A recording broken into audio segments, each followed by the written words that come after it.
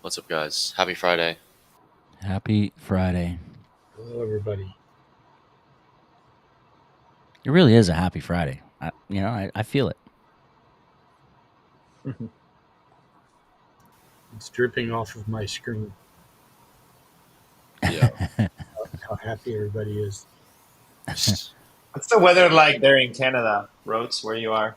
Is it nice or is it cold right now? I mean, there's snow in the I won't even say mountains, but the hills near my place. It snowed last week, but it has been feeling very much like spring. So like in our flower bed, things are blooming and or not blooming, but like growing and sprouting. So it's really quite mixed. It's the epitome of the markets right now. Really. Yeah, Hey, nice. Brian, don't forget to send that link in the thing I can copy. Sorry, guys, I Fine. cut out right when we were starting. Here we I go. can send it over. Yeah, send it over. How's it going, everybody? I see you guys in the chat. Pablo, Black and White, Roja. Hope everyone's doing well. I'm gonna go ahead and post it in the channel as well. But hope everyone is doing well. We got back again here with Max, for Loco, Danksy, Rotes, the whole gang. Let me go ahead and post it again. Post it here in the channel before we get started. Let's see. Boss man calls. But yeah, hope everyone's doing well. Roti, thanks for Loco. Max, how's everyone doing? Great, man. Good, good. Excellent. Excellent, for sure. All right, so I just posted in the channel. Um, let's see here. But usually, I apologize for the technical difficulties, but usually the way we start this show, guys, is we will go ahead and talk about everything that's happened in the past few days, about memes, everything that's going on in Web3.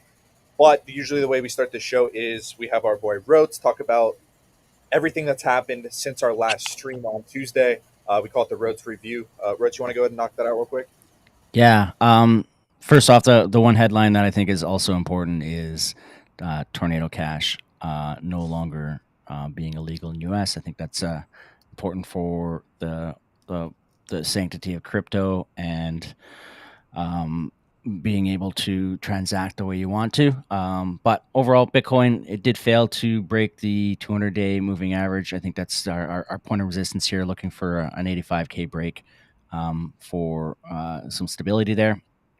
FOMC meeting, mixed reviews, depending on who you ask. Dovish, hawkish, but basically kind of neutral-ish, but slightly hawkish. The markets didn't necessarily react a ton off of that. Talks of whether or not there's potential inflation carryover from tariffs. Of course, tariffs that's ever changing by the hour, and then the chance of recession.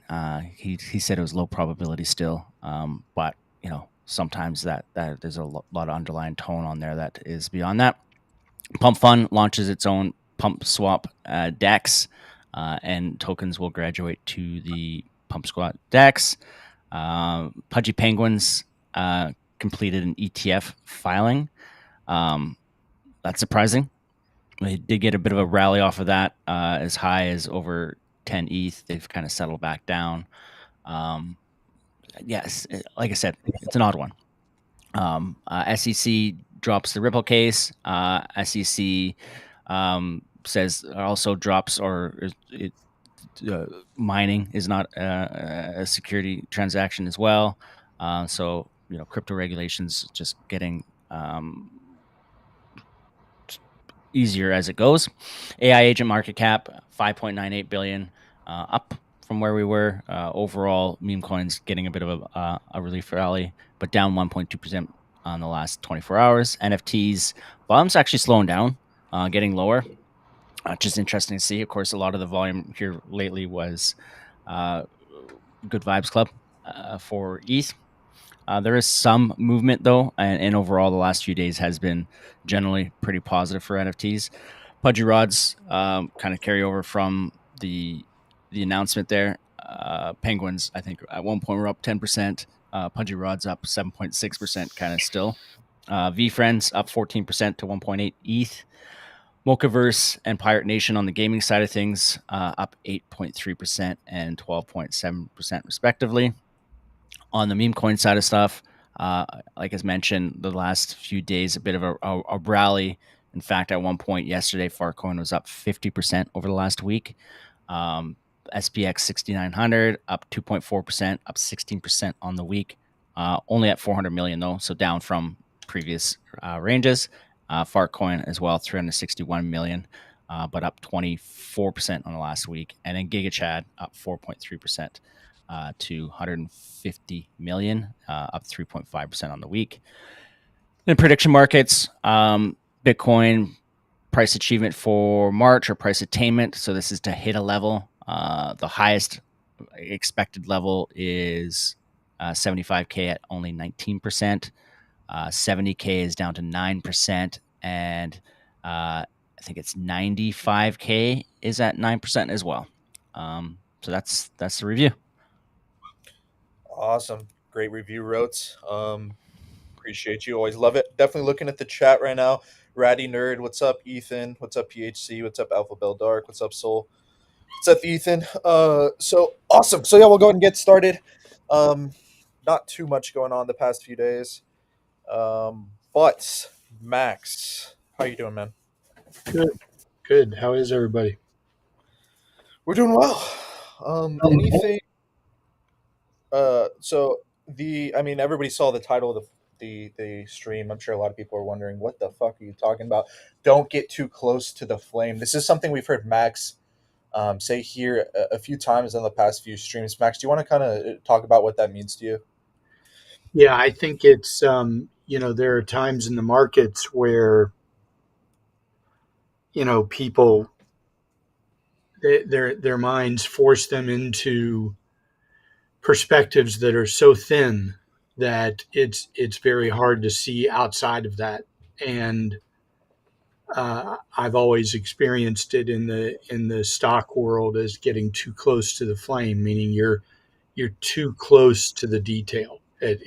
For example, I saw a chat that that had a chart of Bitcoin, a 1 minute chart of Bitcoin, which I thought was just hilarious, first of all. Second of all, was the comment underneath the Bitcoin chart was, holy shit, it's getting wrecked again. And the 1 minute chart showed a movement on two of the bars, which covered a grand total of $170 on Bitcoin. In other words, it had moved $170 from where it had been. And when someone is defining wrecked as a $170 move on an $5,000 asset, I would say they're too close to the flame. In other words, A, it means nothing. B, 2 minutes is a non-event. And C, if you're studying 1 minute charts on Bitcoin, I suggest you find something else to do, because that is not the way to make money in Bitcoin. Absolutely. Yeah. If I've learned, something, even I've been in the game for so long, one thing I've really utilized in these streams and learned the last few weeks is, again, it's just not to pay so much attention to fucking charts and what's going on Twitter. I know it's hard, but Max, it's probably rage bait though. What's that? It's probably rage bait. Oh, I see what you're saying. Yeah, it could be. But some people definitely feel that way. Yeah, I think the lesson that we can get out of this is, the quieter this gets, the more likely we are getting ready for an uptrend. But I think it's also such that when someone hears, hey, we're getting ready for an uptrend, then you can't automatically have your mind set you up for, oh shit, that means it's going to be rallying by Monday, because that's where you get yourself, wrecked again mentally. You get an expectation, and then it doesn't happen, and then you're back on the wrong side of the perspective. So when you read, hey, this thing's probably bottoming, when I read it that way, here's what I make myself think. I make myself think 6 months down the road we'll see a good rally, because I don't think it'll be 6 months, but I want to lay the groundwork so that I don't get myself wrapped into some dumb expectation and get frustrated over it, because then you miss something. Absolutely. Yeah. Set yourself up for a longer term so that if it happens before, you're pleasantly surprised, if anything. But what we were talking about earlier before the stream, I couldn't find the headline. What was it that Trump had said just recently, that the headline, Max? Oh, the it was on CNBC. He stated to reporters in the Oval Office who were questioning about the upcoming tariffs, he stated there will be great flexibility in the setting of the tariffs. Now, Okay. Talking about tariffs a lot here lately. It's probably been like the most common theme, and more really important, something we've been touching on. What is this most recent statement mean to you from Trump? I think it means exactly what we told everybody a few days ago, and that is the surprise no one is looking for. Remember, when I was a kid, unfortunately a long time ago, I got told that if you want to steal something out of a house in a neighborhood, you got to go down the street and light one on fire. In other words, you got to get everybody's attention away from what you think you're going to do. Well, that's how markets work. So while everybody got their attention on tariffs, what we tried to explain to everybody in the last talk was, look, you have to understand something else is happening now that the whole world is focused on how bad the tariffs are going to be. The odds of them being that bad are almost zero. They're either going to be life ending or they're going to be much better than what you think. So I thought it was interesting that this comment is made. What that tells me is exactly what we said, and that is, if you're the other guy, the good news all week and part of last week is we haven't heard anybody in Canada, Mexico, or China yell and scream at Trump. And what that means is they're negotiating. So they came out and they beat their chest and they thumped everybody on the microphone, and then they immediately went back into the office and called Trump. Now, what this says is, if he's telling you there's going to be flexibility, let me tell you what Trump really wants to be able to do on, say, the eve of April 2nd, like on April 1st, April Fool's Day. What he really wants to be able to do is say, I have some good news. And the good news is that Mexico has decided to do XYZ for us in the trade categories, and Canada has decided to do ABC for us in the trade categories.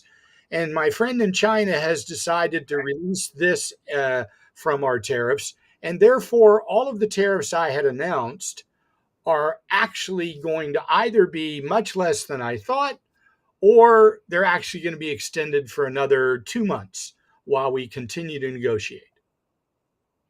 So I think that's what he wants to say, and I think nobody expects that. And again, yeah, we've talked about this deeper in past talks, but can you tell the people what you kind of are alluding to, or you kind of expect is going to happen here with Trump, what he's trying to do, and kind of getting the U.S. better trade terms and all that? That's what this is all about. Look, I don't think people realize that the United States has spent the better part of the last 8 or 10 decades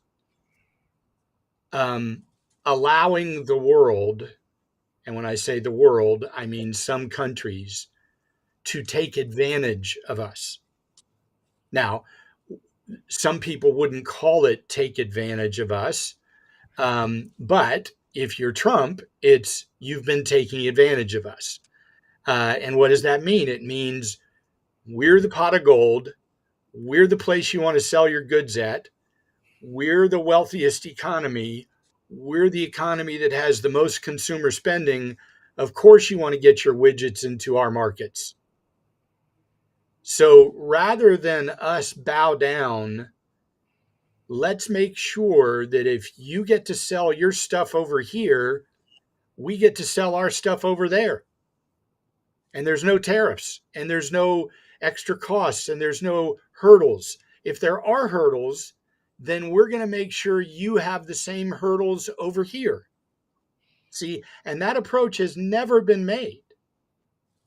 Now, what you're going to find is that we've never made it, so we don't know how it's going to turn out. But the odds are very high that when you start saying, wait a minute, we're the pot of gold and we're happy to have you here, but if you're here, we want to be there. And it's not a completely illogical assumption to try to make. It's kind of normal, but it hasn't been done. So what you're really watching is a rearrangement of how things have worked for 100 years. Do you think, looking back, that, like, say all this stuff does play out like you're saying, and it really does just transform everything for like ever for the rest of our lives? Do you think Democrats and like all these people, Democrats on the other side, are going to look back favorably and like say, "Oh, Trump, did all these great things," or you think they're going to still spin it like? No, they will. What die. They will die on their battlefield. They will die on their battlefield. They will not. They will not come back and say the guy that we tried to assassinate actually turned out to be a good guy. They're never going to say that. So it seems like what he's trying to do, if everything does play out this way, is good for everybody. So you would think, I don't know, I'm sure you would think some people might look at the end of the day, everybody has to look at this through the lens of economics, not politics. They have to say, I don't care who does it. If my fucking life gets better, wonderful. I don't care who did it. What I care about is my family in a better spot? Is my country working more smoothly? Is my economy growing better, which makes my opportunities better? In other words, we have to think more productively than, well, who did it and what's his angle? It's just an unproductive way of looking at things. Absolutely. Now, we are looking in the chat. We love to make this show super interactive. So if you guys have any comments, questions, we are looking at it. We do see them. 500 viewers, yeah. Again, I wish Twitter would add a concurrent viewers thing so we can see how many people are on. But love to see that in either way. We are trying to see if we can at least try out other platforms like Abstract and a few others. So if that's something you guys would be interested to see, definitely let us know. But Drago says, I love that, Max. Why will you care? Paladin said, can't wait for the up. Now, Max, obviously Bo Hines, he's like the executive director of the Council of Advisors on Digital Assets. He's been on interviews the past few days, pretty much saying that we want as much Bitcoin as we can get without costing taxpayers money. They're figuring it out right now. Obviously, that's great. They're obviously signaling that, they really are trying to accumulate as much of the network as they can. What my question is I was thinking about earlier, do you think that the United States gets this done before, let's say, fucking Russia, or a country that doesn't have to go through Congress and all this stuff, and they announce a Bitcoin? Do you think the U.S. gets it done first, or like Russia or fucking a huge country like that? Well, that's the new arms race. I was just talking to a client this morning. The new arms race is the last fucking thing we want is for our buddies in China to say, good news, we just purchased 20% of Bitcoin. And believe me, everybody, everybody in the administration who has a job title that includes focus on this topic, you can bet your ass remember something. Donald Trump knows that he made a mistake, along with maybe many others, in his first administration. In his first administration, he told people what he was doing inside before it was done. And then people tried to fuck up his plan. So what is he doing now? What he's doing now is making statements that you can't go fuck up because you don't really know what he's doing yet. And he's getting things done, and then he's announcing them. So I think what we're watching is the guy who learned a few lessons in his first time in the snake pit, and is going to do a better job in the second time of negotiating his way through the horrible swamp of people that just at the end of the day don't have the America's interest in their mind first. And finally, I think we all ought to be thankful that whatever it is, you got to look at every person he's hired. Every person he's hired is a fucking real successful person. I mean, they don't need to be in government. They got plenty of stuff to do. Yeah, like Lutnick and all But the fact that they are in government, you got to just buckle up and enjoy the ride. Don't moan and groan and, oh, it didn't do this and it didn't do. It's going to do fine. These people, look, the last thing any of these people are going to want you to be able to do when they're done with their job in 4 years is to say it was not successful. That is the last thing anybody in there wants. They're not in that business. That's not their life. So they're only doing it for their rep and their legacy at this point anyway. Those people don't need money. All of these people are doing this so they can walk away and all of them write a book together that says, look what we did for America. Cool. Before we go on, I do want to let you go. I did cut off at the beginning, so I wasn't able to give everybody like proper intro. But this is for those of you who are new on the stream. First of all, welcome. We do these streams twice a week, Tuesday and Friday. Today at 10 a.m. PST, Tuesday at 1 p.m. a little bit later. We have for Loco Danksy Rotes, which I've been doing these streams with for 8 months now. Love these guys. I'm going to give them, we'll check out what they're doing in a second. But we got Max here as well, who's been super gracious, to be on here with us. Max is 4 decades in traditional finance at a very high level. I did a little bit of a video intro of him. You can go and watch this after the stream. But he's been on all the networks for over 500 times. So we're so blessed to have him on here, giving us our time. Kind of the biggest thing I think we can take away from the streams is Max has lived through all these different crises, all these different great times in the market. And he's really drawing parallels between when he first started in 1982, when the Dow was what, Max, 900? 901. Yep. 901 to where we're at now. And he said plenty of times on the stream, he thinks we're around, where the Dow was at 1982. That's where crypto is. So it's great to get a lot of his insight on these streams. So definitely go ahead and check out his Twitter. Shoot him a follow. He has a YouTube channel with some great videos. I've watched all of them a few times now. Definitely check out these first two, the Don't Listen to Media Headlines, Feel the Pain of Fear. Super relevant with what's going on right now with, the quote unquote trade war. So definitely check out that. We really appreciate you for always being on here, Max. Anything else you want to plug besides the YouTube channel and the Twitter? No, just that. Hell yeah.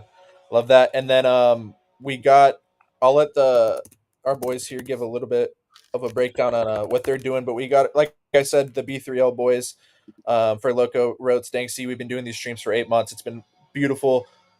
Great growth. Again, we started when market was pretty quiet, kind of like a period we're in now. Saw some explosive growth last year. So we're, still here, super excited for when the market does turn around to be here with all you guys. We appreciate you guys for all being here while times are quiet. It says a lot about, how serious you are as an investor, a trader. So B3L, definitely check out what they're doing. They have a Discord NFT project, small NFT project as well. For Loco, do you want to give them a little bit more of a recent update of what you guys got going on? Yeah, definitely. So yeah, I think you mentioned it pretty good here. In short, we are a community of about 500 to 1,000 investors and entrepreneurs that wanted to really get to understand the Web3 and the crypto space. And so we all came together under a community. We have about 1,000 NFTs. The collection is called B3L Beasts, and it trades on Ethereum. And the idea is, we kind of like support builders, whether it's finding them access to either experts in this space or access to capital to get started, as well as we provide opportunities for investors to really get to know and understand how to navigate these markets, right? So we have trading classes, we have training sessions in the Discord as well as Telegram, and we have the proper tools to help them navigate and really invest and not get not get scammed, which I know is difficult, as well as provide opportunities to be successful in this space. So it's a pretty good community, pretty fun community. If you want to check it out, our Discord is Bridge Street Labs, and you have a few links there to really learn more about it. And if you are welcome to join, you'll be able to find all that we're doing in there. So yeah. Awesome. Thank you for Loco. This is a good point. Somebody commented on the stream. Hi guys, just sharing awareness. I got a message from Brent on Telegram asking to invest money in new opportunity. I think a lot of people do know this, but it's a good way to raise awareness, especially if you're a good time to raise awareness about it, especially if you're new to Telegram or whatever. Myself or anybody who runs any of these channels, most of the time they're not going to DM you, especially asking for money. So if you ever see somebody like myself, Boss Man, for Loco, anybody who runs any type of group or at all asking, for money, just know they're most likely a scammer. Make sure that it's the correct person you're talking to. There's a lot of people on Telegram, especially right now, preying on people. So definitely lot of frauds. Yeah, absolutely. So definitely, before we continue, I appreciate that, guys. We definitely share. I see Soul and a few people retweeting the stream. If you could engage with it so we can get this out to more people, I'd really appreciate that. With that being said, let's go and get back into it. Max, anything on top of mind that you want to cover the past few days? I think that a perspective, and again, I'm sorry to be boring, but a perspective that is helpful is to remember these are all facts. It doesn't matter if it's a stock market or if it's Bitcoin or if it's Ethereum or if it's, pick a meme coin. A vast number of the days don't do what you want it to do, but it still does fine. In other words, break down S&P 500 last year. S&P 500 was up 24% in 2024. If you missed the 10 best days, it only took 10. The 10 best days, you made 4%, not 24%. You made 4. Now, why do I point that out? I point that out because if someone is owning Bitcoin or Ethereum, you pick any of the coins you might own. And when I say the big ones, say the top 200. If you're in memes, try to find the things that aren't 28 minutes old. The point to the big ones, though, is this. Let's just use Bitcoin because it's the obvious, right? But if I believe that Bitcoin is going to be $10 million a coin in the next 10 or 15 years, then why would anything under $5 million a coin not be a great deal? Now I'm not saying go buy a $5 million Bitcoin. What I'm saying is that you have to mentally get your mind wrapped that way. Because if you will, then all the bad days won't matter to you. You won't feel the electrical charge that your brain will send through your body and make you do stupid shit. And why am I saying that? Well, because I've done it too. Everybody does it. So the whole point of some of the things we talk about is to get your mind set with the right foundation, because you'll get through what you got to get through. Remember, when the Dow was 900, if it had a 30-point down day, it was the fucking end of the world. 30 points. Well, now you blink and it's 30 points. My point is you're going to get the same thing on every major coin. Every major coin is going to have its own 1982, and it's going to have its own 40 years of growth. And we want to believe that we got it all figured out. We don't. What we do know is this: it's going to be up. It's going to be up. I love It's that. going to be up. So you got, like the other day, I was explaining to a group of people that if you had looked at your stock market account at the end of the day, every day for the last 40 years, which would have just been completely nuts. But if you had done it, here's what would have happened: 49% of the time, you would have been down. 49% of the time, it would have been a red number at the end of the day. Now, the good news is 51% of the time, it would have been a green number. But what am I trying to point out? That 2% differential is how the Dow went from 901 to 45,000. But if you'd have looked at it every day, half your fucking life, you would have been upset. Why? For nothing. For zero. And more importantly, all that being upset would have caused you to perceive something that would have made you do something not good for yourself. And I'm telling you, the very same thing is going to happen in every major coin, in every major channel, in everything that's going to be important in crypto. Every one of them. So you gotta not do battle with your enemy. Okay. Well, I'm not great at all those quotes about fighting war, but what I'm trying to tell you is the mental game. You win the mental game, and you will win the financial game. I think somebody's going to chime in. Does somebody have a question for Loco? No, I was not a question around that, but I remember a few weeks back, I was asking Max that regardless of what the price of Bitcoin, et cetera, is doing, you're seeing that the adoption of stable coins is actually a good measure to understand if this industry is doing better or worse, or is actually, because when last bear cycle, we saw the amount of stable coins on chain actually was lower when we entered a bear market, whereas right now we keep growing our stablecoin market cap. I think we just grew 2.5 billion this week to a total of 230 billion in stablecoins, right? So whether people are buying Bitcoin, Solana, or anything, that's a completely separate aspect that that this is actually moving forward as an industry. So I wanted to point it out because I think it's something important that whether the price of Bitcoin or our altcoins are not moving, the industry itself is actually growing. So I don't know if you have any thoughts about that. Yeah.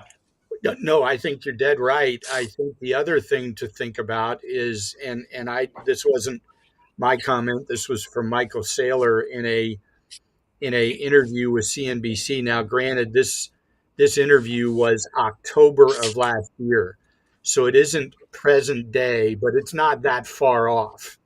And what he said was this. He said, listen, I think it was Joe. Joe was asking him on the morning desk. He said, where do you think this goes? And he said, well, my long-term number, I've made it very public, is $13 million over 20 years per Bitcoin. Mm-hmm. And it's based on a percentage of capture rate of all the global assets in the world. And here's how he described it. He said, look, right this minute, Bitcoin makes up not 1 point, 0.1% of global assets. 0.1. Now, think about that for a second. In other words, it's a dot on a chart somewhere hidden in all the noise. His goal, his perception is once there's some adoption, you're going to ramp up to about 7% of global assets. 7. In my opinion, this is my opinion now, he's dead wrong. Because once people realize what it does for them and what it does for economies, it won't be 7. Why would you stop at 7? Why wouldn't it be 10 or 12 or 15? Why wouldn't it be 20? It's not, nothing's going to stop at 7. But here's the point. 7% is 70 times where we are right now. So why in the world would you ever be upset if you have a bad quarter or a bad 6 months? Yeah. So that's the mindset. We've got to get our mindset correct, because volatility is required. It is a demand of a vehicle that is making a paradigm shift across global assets. As that paradigm shift gains momentum, volatility will indeed fall as price rises. Yeah. Yeah. Love that. We're just looking at the chat right now. Definitely don't want to neglect you guys there. Dark says, really happy because I've been following your posts, and Brent, it's really good to have you guys help keep us sane and positive, and also give us your insights on the market. Yeah, Dark, I see you in the chat every week. I appreciate you for being here. Justin says, what's your thoughts on the market, Max? Bullish soon. We made it pretty clear. I'll let Max his answer. We made it pretty clear that, short term, anybody who tells you what's going to happen in the fucking short term next week, next month even is for sure is bullshitting you. But as you can tell, I think we have a very fucking bullish long-term outlook. And like Max was saying right now, if this shit's going to 1 million plus, why worry about what's going to happen this week? Well, I will say this from a stock perspective, which of course will help all of the cryptocurrencies. We reached a level of fear and disgust in the stock business. All of the sentiment indicators reached a level that has only been reached 2 other times in the 35-year history of the sentiment data. Now, I'm going to tell you when those 2 other times were. Those 2 other times were the end of a 2.5-year bear market in technology in March of 2003, and at the end of a global reset, Great Recession, because everybody and their brother got too deep in mortgages in 2008 and 2009. After a 38% bear market.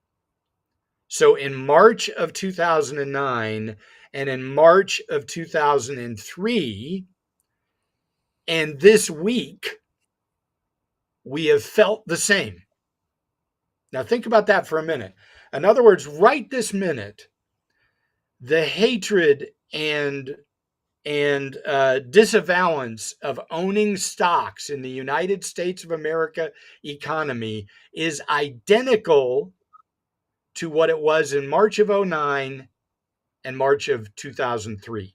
Now, what does that tell you? You have to say to yourself, what happened after that? See, everybody focuses on what's happening now. Well, what happened after March of 2003? You made a shit ton of money for a decade. What happened after 2003? You're not, you got to go way back on your chart. Oh, way back. I'm listening, though. Sorry to interrupt. So March of 2003 and then March of 2009. What happened after March of 2009? Well, I can tell you, you became whatever you wanted to become. You pick a number of commas in your net worth and you got it. But you had to be strong enough when everybody else said, fuck this is worthless. You had to say, you're an idiot. This is when you bet the ranch. So, like, during this time, all the people in 2009 were like, oh, this shit's fucked. We're going down for another 10 years. Like, we're done. The economy's over. It's never coming back. Wow. Okay. And if you look at March of 2009 on that chart, I promise you selling was not the right thing to do. Yeah. So, and if you look at March of 2003, I guarantee you selling was not the thing to do. Oh so yeah. so what is the point? Well, the point is if the same crowd that thought the right guidance was to get as far away from the stock market as you could in March of 09 and in March of 03, if that crowd is yelling the loudest today, then buckle up, because the ride might be nasty, but man, is it going to be a good ride. Yeah. And I guess the reason why I mentioned the stable coins too is because everyone is concerned about QT and Yeah. not having an M2 liquidity. And it's like, there's not enough liquidity. I don't think that's the case. I think there's more than enough liquidity. And perhaps when, with all these new initiatives that the government wants to do, flip the liabilities side of the deficit into assets where they want to actually invest directly for U.S. citizens, or for the for us, right? Yep. They want to utilize that part of the balance sheet, right? Which I think is very exciting. Instead of Yep. just paying down the debt, you're Yep. actually creating value with assets. So that side of things is exciting. But I think more than needing liquidity, I think the market is looking for a direction right now. So once we find that stability, whether it's with interest rates or or with some sort of like more positive, I guess, headlines coming from the administration, I think is when we will see price appreciation across altcoins and explosion in Bitcoin as well. So Yeah. I'm not as concerned as liquidity as I am as I'm more like wary that people are definitely still in that kind of like space where they're not really like risk on for sure, but there's more than enough liquidity. So I don't know if you guys agree with that. Yeah, no, that's a Or great you think question. we need to see QE? I'm glad you brought that up, Max. I would like to ask a lot of people saying that now. Like, I feel like every time we come down, people like just try to make assumptions. Oh, we need this in order to go back up. I see a lot of people like the common narrative now is like kind of what Verloco is saying, which understandable that, oh yeah, we need QT to stop, or we need QE to start for markets to go back up. What do you say to that? Well, I mean, I say that many people overlooked that one of the things that the Fed did this past meeting was they took the QT portion of bonds down to basically zero. It's $5 billion. I mean, $5 billion in the if you and I were ordered with a gun to our head to go find $5 billion in some transaction in the United States government bond market, we wouldn't be able to do it. It's so tiny that it would be less than a ripple on the pond. So the fact that they brought down QT to $5 billion a month is effectively saying we're done with QT. Now, they didn't make a big deal out of it because here's why. There is a section of the media that would have, had he made a big deal out of it, turned it into immediately this. What does Powell know that we don't? In other words, it would have been a negative instead of a positive. So what I think he did is he's just going to let the market kind of give you that sense.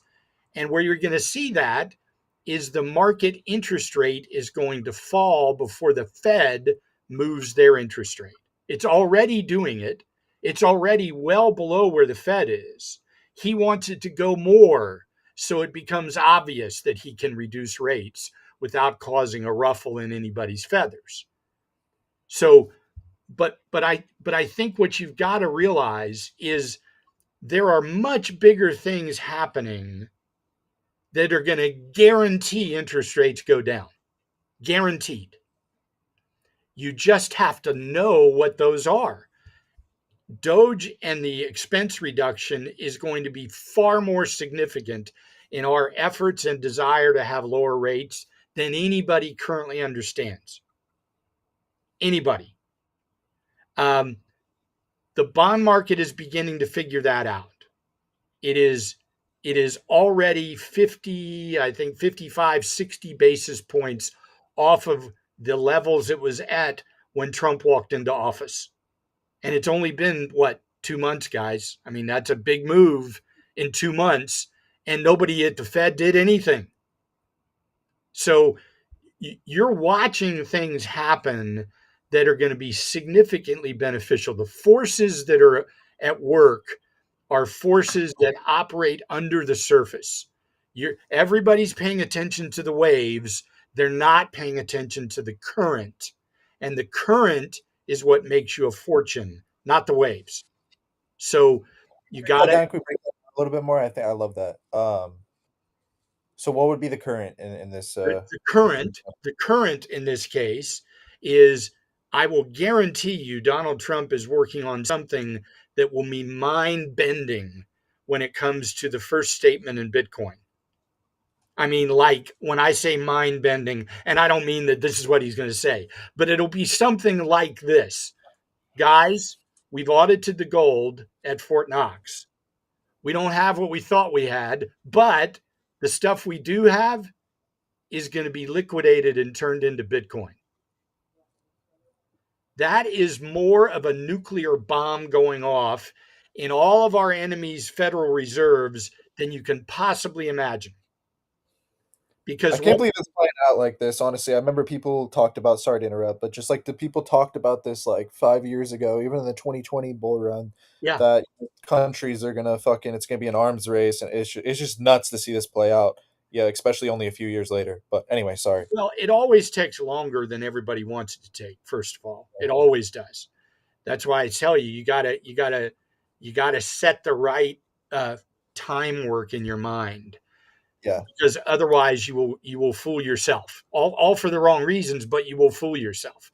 The other thing is this, and again, Michael Saylor said this, I didn't. The first country that makes the following public statement, and it'll be an action, not words, will permanently launch Bitcoin and all other cryptocurrencies. And that's this statement, is this. The first one that prints their own currency to buy Bitcoin will be telling you that currency is over. That they will be making a statement that will be a current that will last forever. It is game over for paper and game on for crypto. Now, nobody's going to say, "Oh, by the way, on June 12th, we're going to do that." They're not going to tell you that. They're going to say, "Last month, here's what we did." Right? Because if they tell you on June 12th, well, that every one of your enemies is going to go try to beat you. That's why I think some of the states and their actions, they've stopped discussing them. Because I think everybody all at once figured out, wait a minute, guys, we're all competitors. There's only 21 million of these things. That's it. There's only 21 million. And when you start talking about guys that buy 1 million at a time, well, there aren't that many things that you can go buy.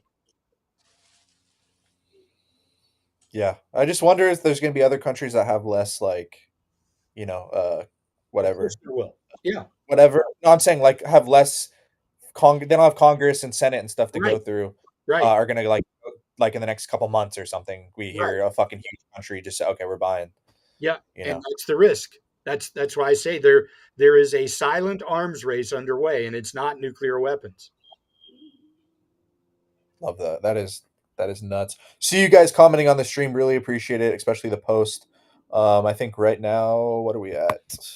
At least so far, about to hit 1K already, halfway through the show. Appreciate that. Love you guys so much. This is some great conversation going on. That kind of answered my question right there. I think what I was thinking about earlier, we always talk about, Max, in this stream, how people should, for their own sanity, spend less time on the fucking screen, right? What are some, we haven't talked about this before. I think this is a good question people might be asking themselves. What are some good habits or things to direct that time? Obviously, you want to be doing, taking care of yourself, spending time with friends, family. But as far as like getting a better investor, is it watching interviews? Is it, what do you think spending is a good time way to spend your time to become a better investor instead of staring at the screen? I think you gotta get yourself comfortable with bigger pieces of the picture, because I think what happens when people, I hope I'm not using these terms the wrong way, but I see trenches and minute by minute decisions, and when you're there, and when you're waiting on the next tweet, and you're your whole body is tensed, your brain is tensed, your mind is wired tight. Um, you miss the forces that are much bigger than whatever you're watching. And I think if you can step back and think about the forces that are at work, then here's what it's going to do for you. It's going to let your mind rest. You're going to be able to feel your body relax. Your tension is going to go away. This is going to be a little more zen-like for you, because now look, for every give there's a take. Okay, there's a yin and a yang. It might feel better, but what also it means is you will be accepting that this is a long run. I mean, this is a marathon. This is not, where am I going to be on Tuesday at 3:15. This is not that. And I'm not trying to be harsh against anyone's interest, but if you're there, if you're, where am I at on Tuesday at 3:15, try to get out of that. Because first of all, I have no fucking idea where you're going to be at 3:15 on Tuesday. But more importantly, it's not a productive way for you to build the life that you can build. I mean, we are, guys, we've said this before, and I know I hate to be boring, but we're the pioneers. You can't get around that. Anybody in the crypto discussion today is the first 3%. 97 out of 100 think we're fucking idiots. Now, I might be being harsh.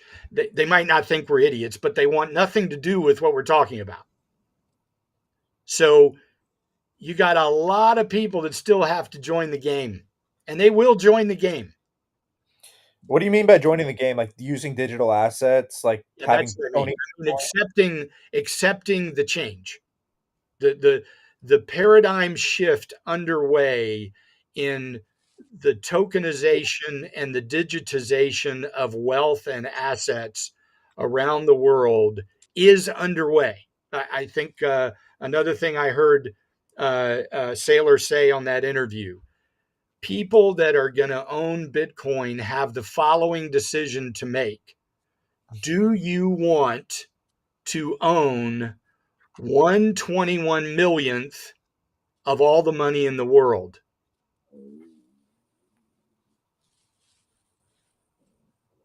So let that wrap into your mind. That's the paradigm shift. Yeah. Because at the end of the day, I think I said this before, we're not going to price Bitcoin like we price it right now. It's already too scary for most people. What that really should say is $839 for 0.01 of a Bitcoin. Now, do you think people will like have another name for it? Like a lot of people, like Satoshi is like the smallest. Sure. Yeah. The point is that it will not be productive when that 83 is 312. That it will not be productive, because it will be too much of a mental hurdle. People will still not get that, hey, I can buy $12 of that. And if the 312 becomes 624, my $12 is $24, and I made 100% on my money. Somebody said earlier, I skipped the question, my bad. The thoughts on having a small portfolio but still buying Bitcoin? Yes. The answer is yes. Yeah. Yes, you buy Bitcoin. You buy $5 of Bitcoin a week, and you're still going to double your money. Marine says Bitcoiners are really the next flat earthers. Back in like 2015, that statement was like pretty accurate, bro. back in like 2014. Back when Max was buying it, yeah, he was like the equivalent of a flat. When Max and I were buying ETH around Max a little earlier than me, but when we were flat earthers. when for this sure. was, let me tell you something. When I did the first time, I didn't tell anybody except my wife. Yeah, I didn't especially tell people I in didn't the tell industry, like anybody that I bought Bitcoin because look, back then when Bitcoin was brought up in the press, which was very rare, it was a joke. It was a literal joke. yeah. For In sure. fact, and I've said this before, Becky Quick is not the sharpest tack in the box, but she somehow is on CNBC every day. She said, there's an old interview. Granted, it's 2000 and I want to say this was 21. Yeah, because we were just coming out of the COVID thing. Tom Lee was very bold and said, look, we believe everybody should have 2% of their assets in Bitcoin. And I thought Becky Quick was going to have an aneurysm live on the air. She was so atrociously against it. Her tone changed, her body language changed, her eyes were as big as fucking spacecraft. And she looked at Tom Lee like he was a friggin' idiot. She said, Tom, you can't just say that to the public. Yeah, You can't say that. I mean, you're not letting them know that nobody even knows what Bitcoin is. How can you tell them to put 2% of their assets in something as risky as that? I mean, she was on fire against him. yeah.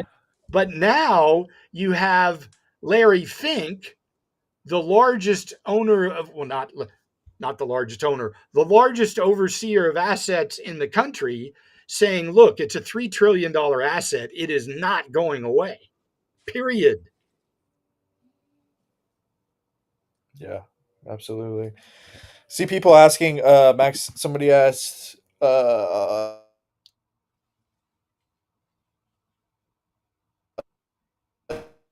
you think Bitcoin will hit 200K? Do I think, Max, can you guys hear me?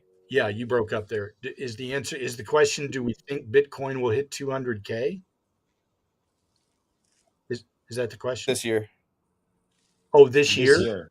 Yeah, this year. I might have cut out. Yeah, I think you cut out. I have no idea. I would, if again, look at odds. I think the odds are very high that that's a yes. There are multiple events. I mean, multiple events, some of which we've already discussed, that if they happen to hit the news tomorrow, if tomorrow morning you wake up and you hear one of the 4 or 5 things we mentioned that are like, earth changing events, Bitcoin would be 200,000 in an hour and a half. Yeah. I already knew your answer to that, but I just like to ask people like the short term shit. What do you think is what do you think are the targets by end of the year for the S&P, Max? Do you think we get to 6,000 or above? I think by end of this year, our targets are about 6,500 S&P and about 7,500 at the end of next year. And Okay. I think the 7,500 will be too low. Because keep in mind, guys. You think we're in a secular bull market, and this is just like a break? Yes, this is just a break. But keep in mind, I think you've got to realize what's going to drive the stock market is obviously different than what's going to drive the world of crypto. One is about assets and wealth. One is about rapid increases in productivity and margins. And that's going to be driven by AI. See, what everything so far that we know about AI is basically limited to the guys who are selling the chips to make AI possible. What we have not yet seen, and we're probably still a few quarters away from seeing, is when 3M says, hey, by the way, because of the investment we made in AI, we added 42 extra cents to our quarterly earnings. Well, when across the board that starts happening, you're going to see margin numbers that nobody's ready for. So when it really trickles down into the system, you're gonna see numbers that are going to sort of be a shock to the system, and that's going to get priced in to where it wouldn't be out of the ordinary to assume in, say, 27, late 27, early 28, you could easily be well into the 8,500, 9,000 on S&P 500. And what year you say? I'm sorry. 28. 28. Gotcha. So you think we're gonna have a Which keep in mind is only 2 years away. Because remember, that's right. Wall Street talks a year in advance. See, in the summer of 25, they're not going to be saying, well, earnings in 25 are going to be X. They're going to be saying, hey, XYZ is priced at only 12 times earnings in 26. Okay. So you got to realize money moves a year in advance. Whereas the public says, oh, yeah, well, I don't see it yet. And then by the time they see it, the price has already met the number and they've missed most of the opportunity. Soul asks, somebody being new into Web3 space, what's a good entry to Bitcoin? I assume she means price entry. Yesterday. Yeah, yesterday, today, tomorrow. Right. Day after that. Right. Any day. And tiptoe in if you have to. Set your bank account up for $25 every pay period. I mean, don't get caught in what the price is. Just own it. At this point, since you're like, I think you're just obviously very long-term bullish on Ethereum. Do you think people should treat ETH that way as well? Same exact way. Yeah. Got it. And if you only have $25, buy I don't know, 15 to 18 in Bitcoin and the rest in Ethereum. You'll do well on both. What's up, Danny? What's up, Phil? What's up, Phillips? We got Philip Kim and Phillips FX. Phillips FX says, what role do you think institutions should play in driving Bitcoin's global adoption? They'll want to own it all. Yeah. I mean, it's already, what is it, like already like 13% of all Bitcoin supply is owned by institutions, something like that. It keeps growing. Yeah, they're going to. Now, this is something we've touched on briefly before I forget. A lot of people, purists, the people that call themselves purists, decentralization, maxis, whatever. The idea of institutions owning like the large amount of the network is, anti-theoretical to Bitcoin in their eyes. Well, what do you say to those people? To that, like that institutions owning a lot of the network is, defeats the purpose of Bitcoin or whatever. No, it doesn't. It just makes it more expensive because, people that look at this the way they should look at it, and that is the decimalization of wealth, and Saylor is correct. Eventually, when you look at the tokenization process, Bitcoin is going to be the base asset in the pyramid of assets that you will own.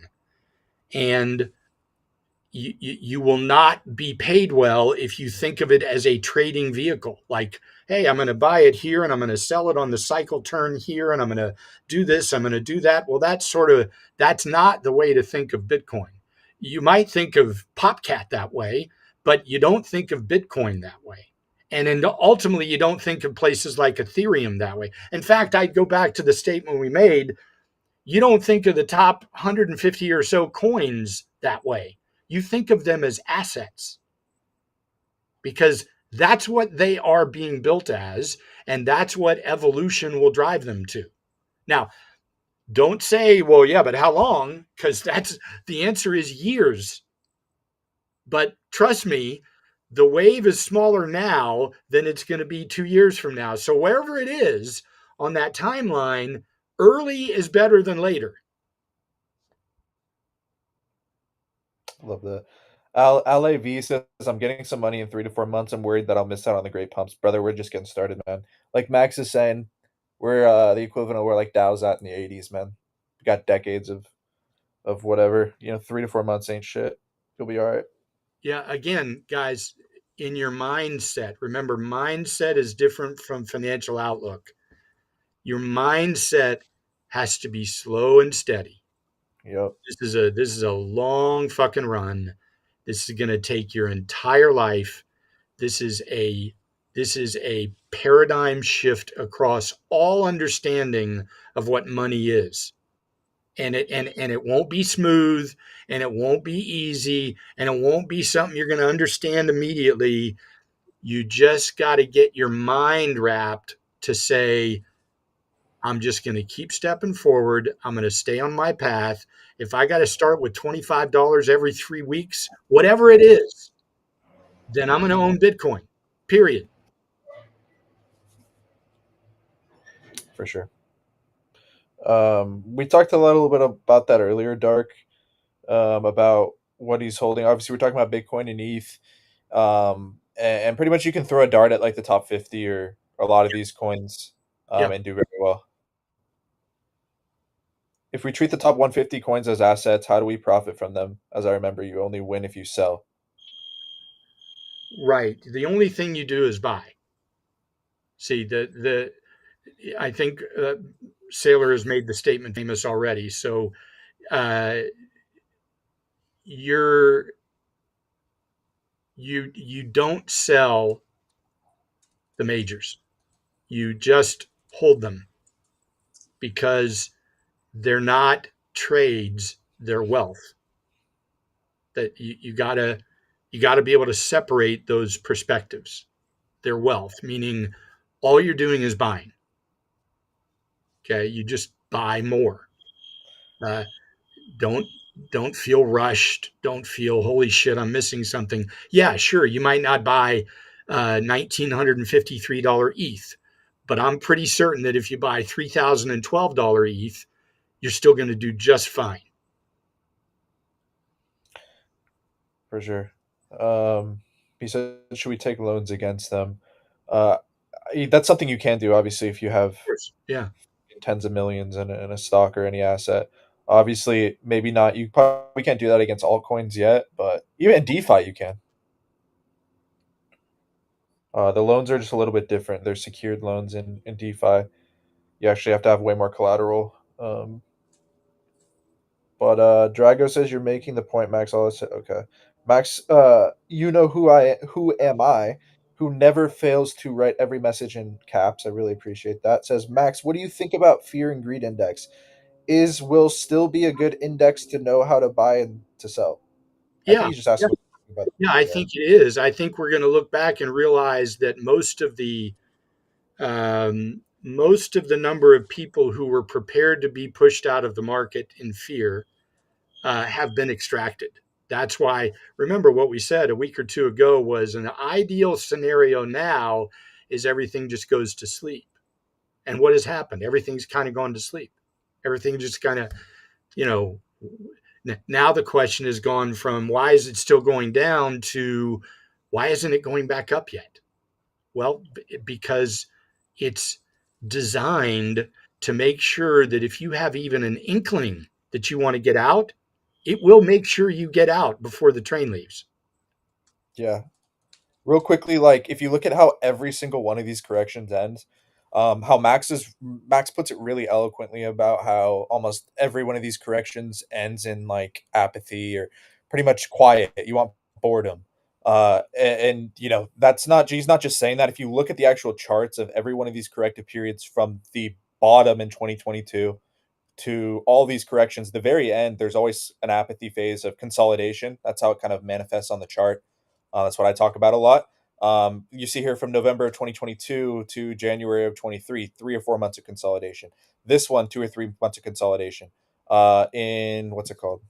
In January of 2024, 2 or 3 months of consolidation, or a month or so consolidation. So again, who knows if this is the very bottom here, but if we're going to see some type of bounce, it's just exactly what we want to be seeing is shit getting quiet, everybody getting bored, and what that manifests on the chart is consolidation and nothing really happening. So right now, I think no news is good news, and what we're seeing now is good. And think of it this way: you got to remember this because it's not going to change. What I'm about to say is not going to change. History proves that you have to be an owner and you have to think long term. Why? Well, Bitcoin, the mass majority of the money that's made in any 1 year in Bitcoin is in 10 or 12 days of the year. 10 or 12 days. That's it. 10 or 12 days is when you make 85 to 90% of what the wealth will increase for that particular year. So what does that tell you? Well, think about it. There's 365 days in Bitcoin, not in the stock market, but in Bitcoin there is. So if you're literally looking at 5 out of 100 days, less than 5 out of 100 days. So that's the mindset you have to have. You got to be so slow and patient that this stuff doesn't bother you because you're just looking for the 5 days out of 100. Now, Phillips asked a great question. I think Phillips is like a Forex guy. Do you ever mess with in the currency side of things, Max? Like besides crypto? You mean in the paper currency, Yeah, like British yeah. pounds? And no, Okay. I traded at one of our desks way back in the 90s at the CME exchange. We had an office there in Chicago. Currencies are the quickest way to be a drug addict. Yeah. They get you so wired, and believe me, it's so ultimately unimportant. And there are so many other areas to build your wealth that currency traders are the most fractured traders I know.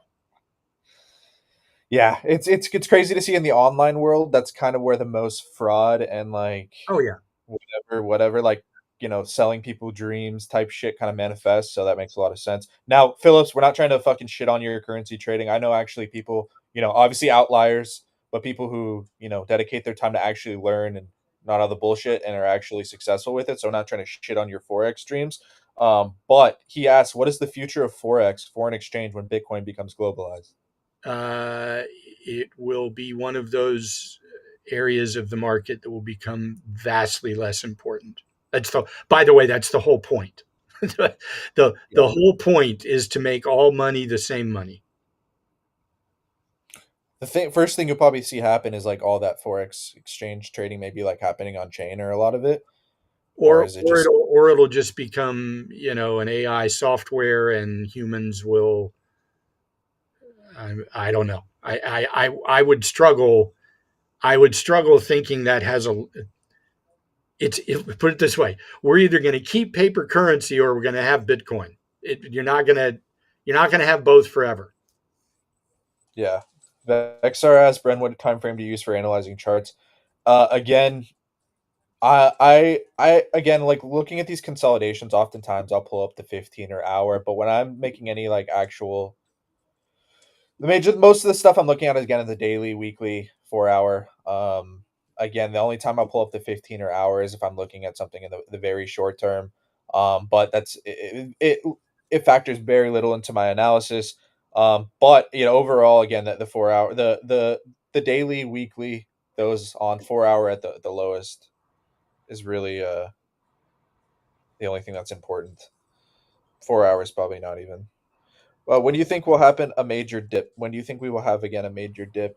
Who knows, man? I think again, most of the time these consolidations, multi-week consolidations, usually again, probability wise, usually lead to big bounces of some kind.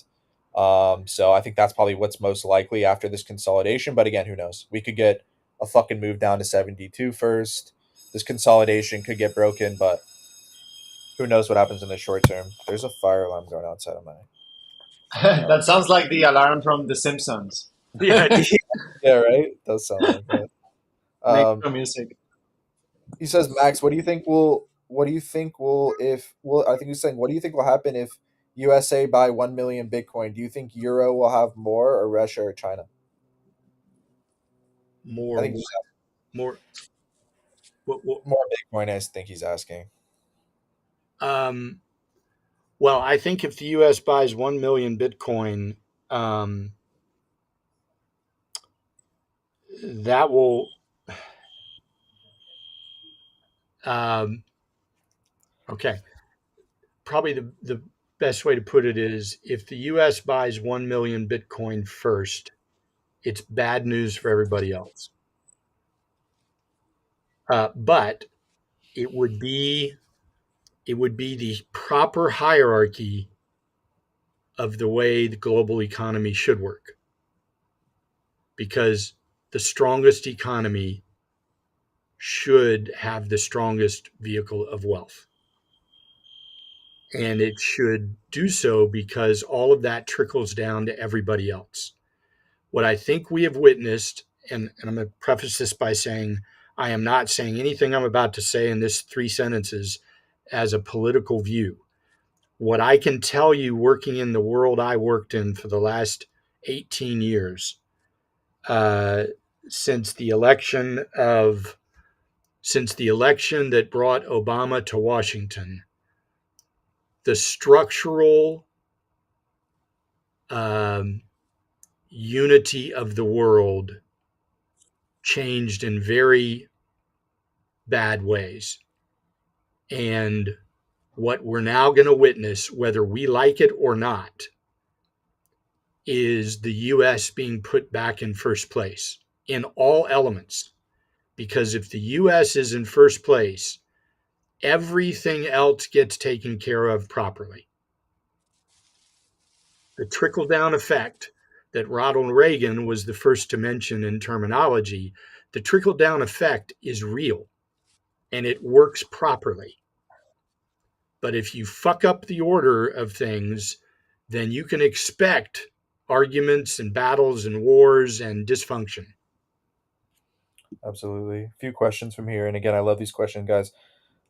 Danny Egg asks, Max, you said one has to go. In your opinion, which will stay, Bitcoin or paper?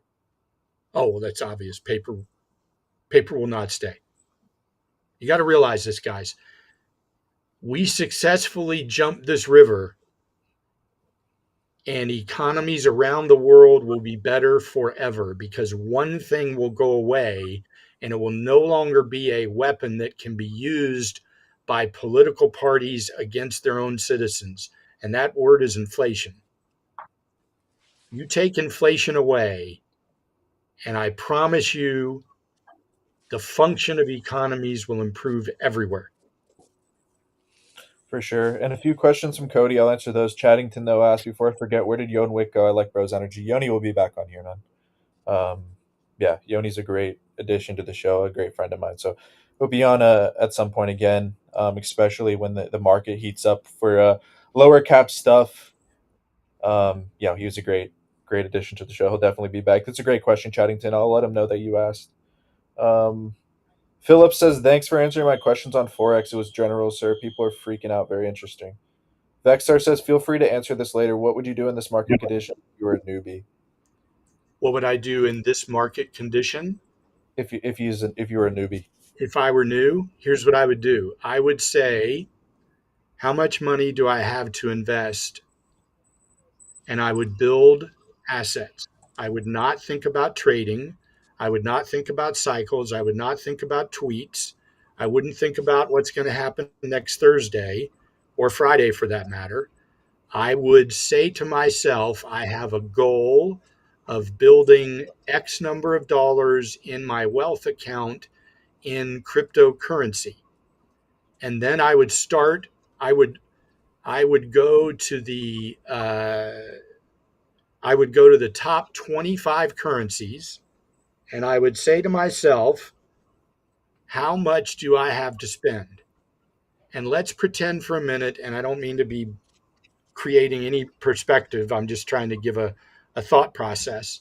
If I have $500 a month I can spend, then I would buy 100 to 150 bucks of Bitcoin. I would buy $25 to $50 of Ethereum. I would buy, I don't know, $25 to $30 of the next 5 down on the list. And then I'd spend the last $150 on, $10 each of the next 15. And I would set that to happen every single time I have $500 to invest. And I wouldn't look at it. I wouldn't study the chart. I wouldn't wonder how many people bought or sold. I would just put $500 away every single time in a nice, diversified way and forget it. That might be this might be the best time ever to implement this strategy, like ever these alts for the top 50 ones, because if we're going to go into this era where investors are looking at low cap, small cap, all like the video I posted yesterday, a lot of these alts haven't moved in 2-3 years. So these entries again they're not just like most of the time when you're investing in the top 50 in the stock market or something, it's like, okay, you're going to look at a 20-30% gain. I mean, some of these go back to all-time highs. You're looking at big gains from assets that have been around for years and years. So interesting one. Rojam says, Max, I have a question. Go ahead, sorry. Go ahead, brother. No, I had a question for Max too, because we talk about Bitcoin, and I think one of the interesting things to, I guess, compare it with is gold. And I know we probably discussed this in the past, but there was a chart that one of my friends is actually a fund manager, and he was saying that we just had January was the largest import month for gold bars into the U.S. Correct. And some people are saying that I think it was close to 30 billion, something like that, something crazy. So I was looking at I guess I wanted to ask you from your experience, Max, do you think this is like, either some sort of like insider trading for the recent price action, or do you think this is a real deal? Because everything going on with gold, and if you look at the price of gold, I think it was ranging around 1,500 to 2,000 for 4 years, like from 2020 to 2024, and the last year is going up pretty much another 2x, right? Like it's gone from like 1,800, 2,000 to above 3,100 now. So what do you make of this? Like, because, so then we see something similar for Bitcoin, assuming that is a digital currency or the digital gold of the future for store of value? Yeah, I think what I have experienced in gold, I think the mistake that has been made in gold is that if you look at gold, it has, I think there's 4 jumps since I got in the business. You can look at a long-term chart and there's these big spikes and then they sell off. The problem with gold is that when you look at a long-term chart, see, I can look at, is that gold, by the way, on the screen? Yeah, it is gold spot. So to your point, yes, we can look at the last, what would that be? It went away. We can look at the last, what is that, 12 months that it kind of just spiked from that breakout and went straight up. What is that time-wise? Yeah, it's about a year. Okay, so we can say, holy shit, look at this thing. Look what it did for a year. And then you think to yourself, see, that's why I'm telling you, gold keeps up with inflation and it protects your money and it does all this stuff. And yet it does if you think in terms of a year. It doesn't if you think in terms of 4 decades. It doesn't even come close. So what I think happens in gold is I think the reason the bars arrived in this country is because we don't have what we think we have in Fort Knox. And the people that move gold around know that. So I don't think that it is a coincidence that the day after somebody said, we're going to Fort Knox and everybody's going to know what's there, I don't think it's a coincidence that almost immediately import of gold bars went through the roof. Right before the market tanked too, right? Because they bought it in January and then the Right. market tanked. Right. But my point is that something bigger is going on.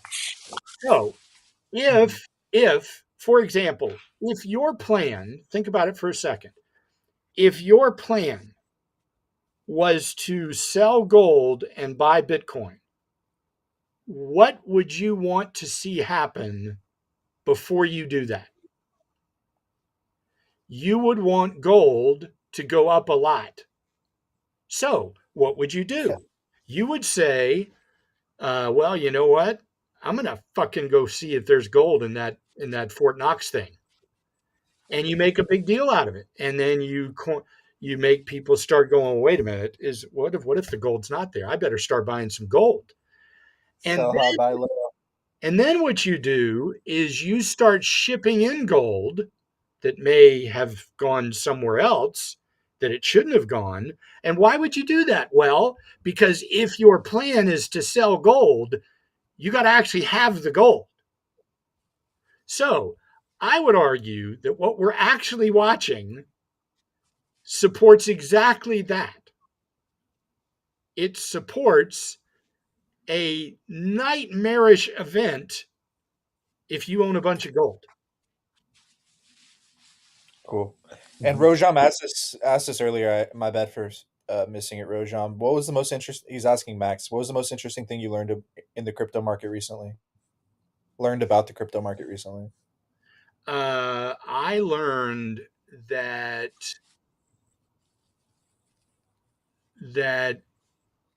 well, first of all, I'm the kind of person that generally thinks good about mankind.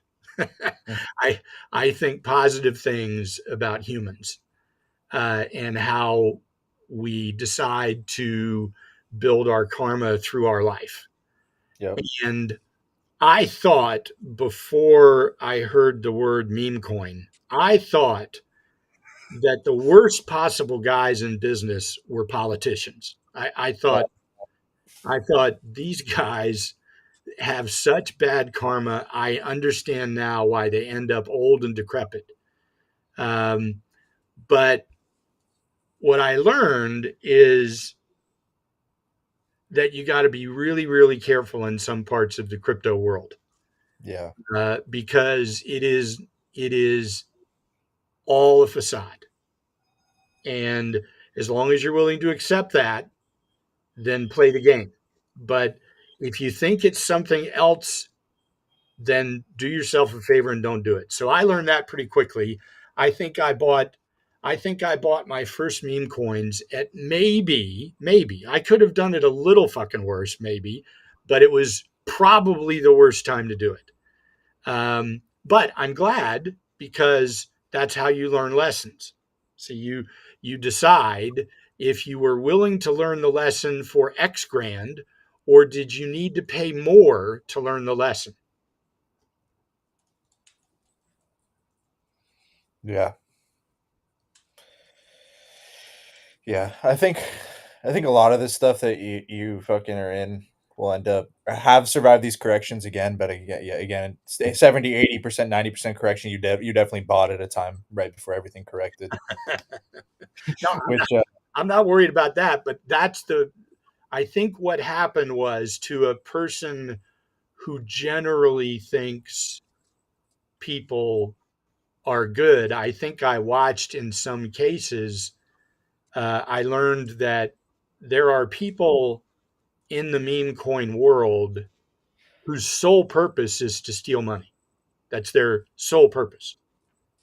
And that to me is a part of the business that, while acceptable on the new side, it must be extinguished for legitimacy. you think that's who like the SEC and all those people are gonna go after? Is it The pump fund guys of the world will be forced to police their groups or they will be put out of business. Yeah, for sure. You Tamanashi, you're funny, brother. Hugh Tamanashi, DM me, bro. You're funny. In crypto, earn higher when you invest higher. When do you think we could use crypto in stores when the world adapt crypto as common asset? Yeah, I have no idea, but eventually Okay. you will. Eventually, um, eventually your phone. You know how you can have a wallet with 2 or 3 credit cards in it, and you can push a button and it talks to the machine at the counter. Eventually, you'll get to pick 4 or 5 currencies and say, yeah, pay 0.000011 for Ethereum for that television or whatever. But yeah, it's coming. There's no doubt it's coming. Look, guys, I'm going to tell you something. JP Morgan's of the world and BlackRock's of the world do not say things they've been saying for the last 60 days unless they fully intend this to be a very big business.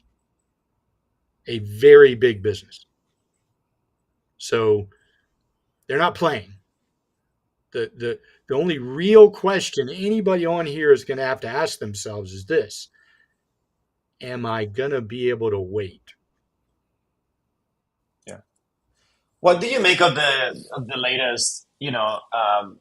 I guess the latest, whether it's headlines or appearances like Trump's yesterday or the other day at DAS, Yeah. DAS.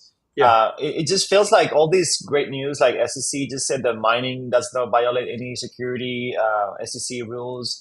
Then Trump was like, apparently, I don't know if it was a pre-recorded message. I don't know what the actual kind of like chatter was on the CT, but he was reaffirming that, pretty much America is going to become the undisputed Bitcoin superpower. I mean, Yeah. all these headlines seem to not really affect the price. So Right. what do you make of this Like, is this normal for a bull market, or are we in a Yeah. weird No, spot here? I think it's classic. I think it's classic stuff. And let me tell you what the classic stuff is. Watch what's happening. See, this morning, one of the newest vehicles that Saylor announced on his website 2 days ago,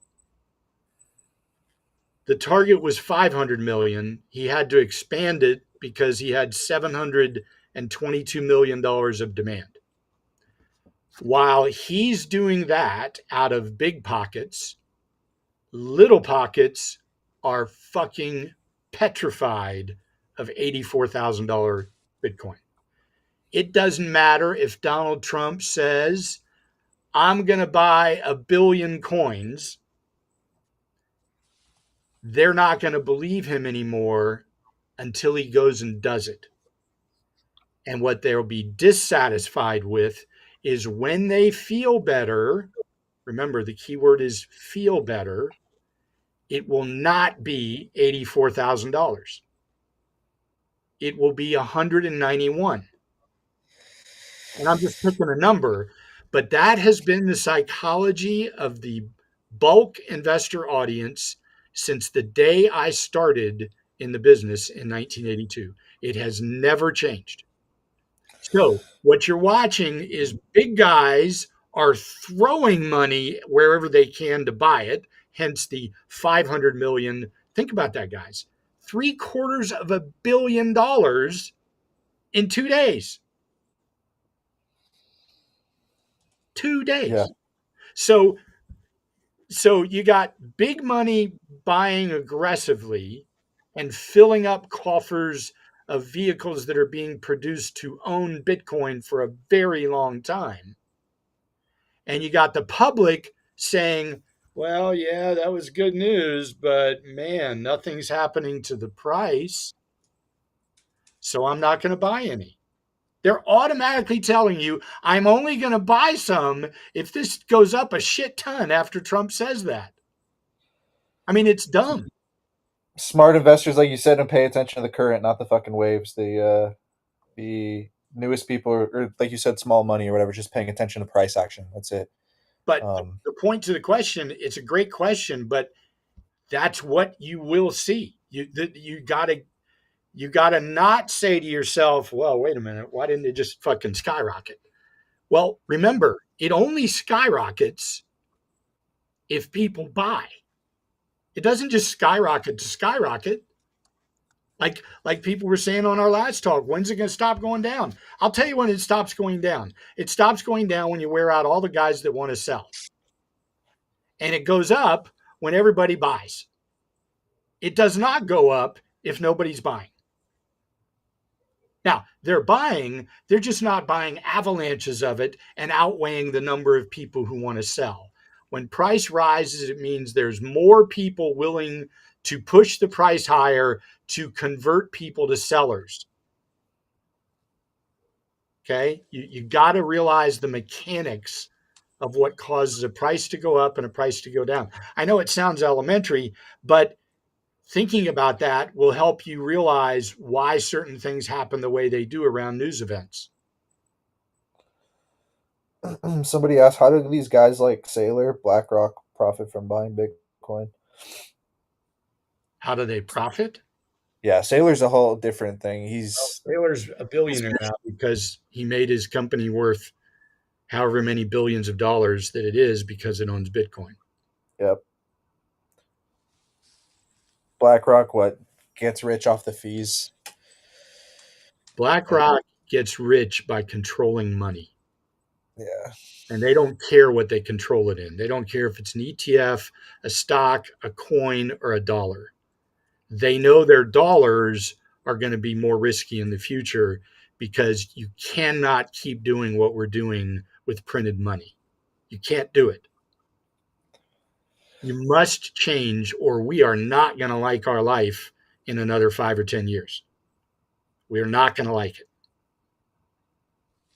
So is crypto kind of stop that from happening, like going to the Bitcoin? We're going to look back a decade from now and realize that crypto was, thank our fucking lucky stars that it came, because we had to get off the drug of printed money or we were all going to perish. It is not a pretty picture as to where this goes.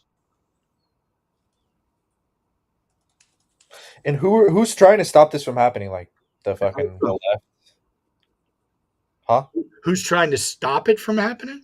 Yeah, I'm saying like at this point, you know what I mean? Like, is there, I don't know, like the only friction left in the system is who's going to get most of it first. That's the only tension left in the system.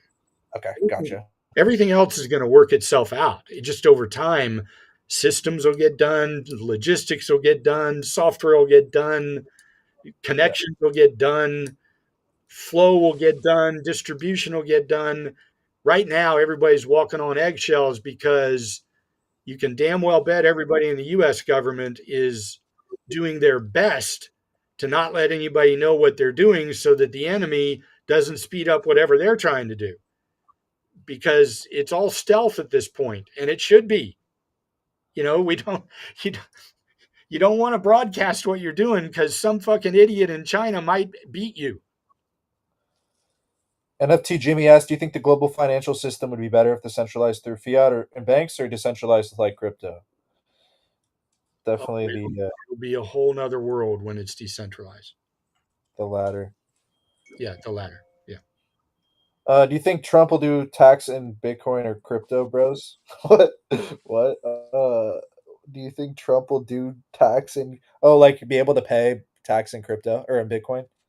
Yeah, I'm sure that'll be a thing. That, or is he asking, is there going to be a tax benefit for U.S. coins? We'll do. Yeah, can you just try to Can you clarify for us? You know who?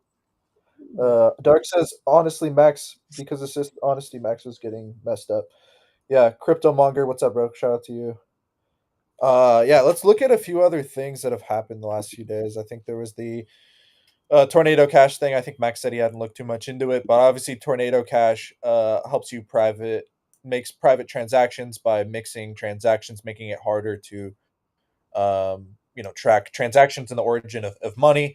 Obviously, criminals can use this in a way to hide transactions, but as well as the average human, or like everybody else, should kind of be able to make their transactions private too. That's the kind of the argument.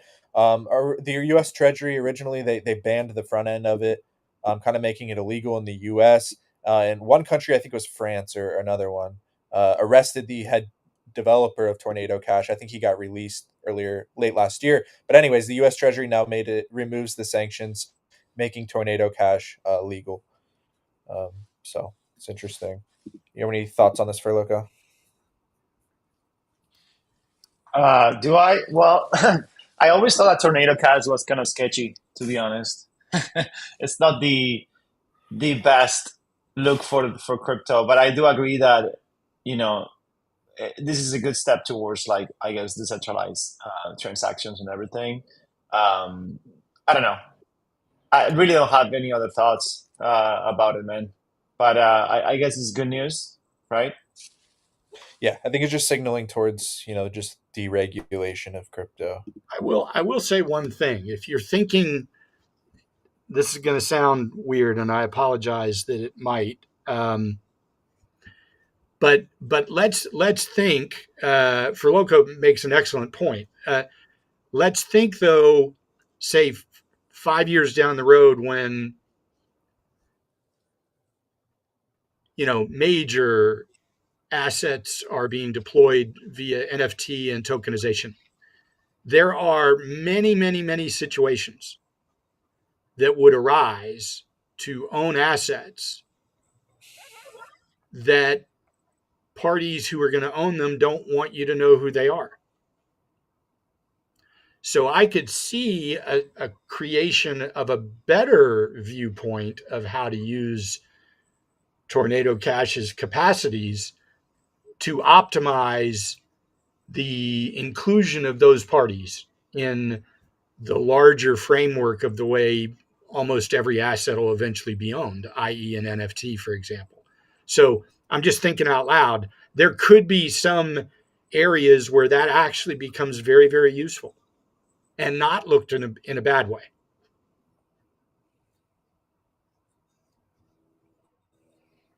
Yeah, got you.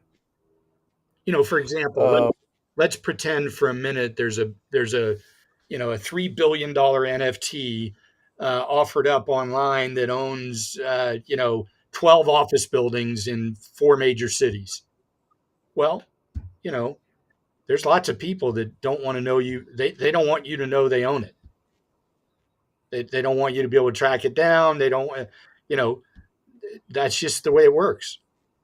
That's why we have LLCs. I mean, there could be situations that arise in the future that are extremely legitimate, but they want to be private. Yeah. Yeah. So yeah, that makes sense. Do you see? We already looked at that. The Crypto Roundtable Task Force. Looking at it today, we've talked about a few times that most of the stuff that they're doing, the big stuff, should and will probably be done like behind closed doors.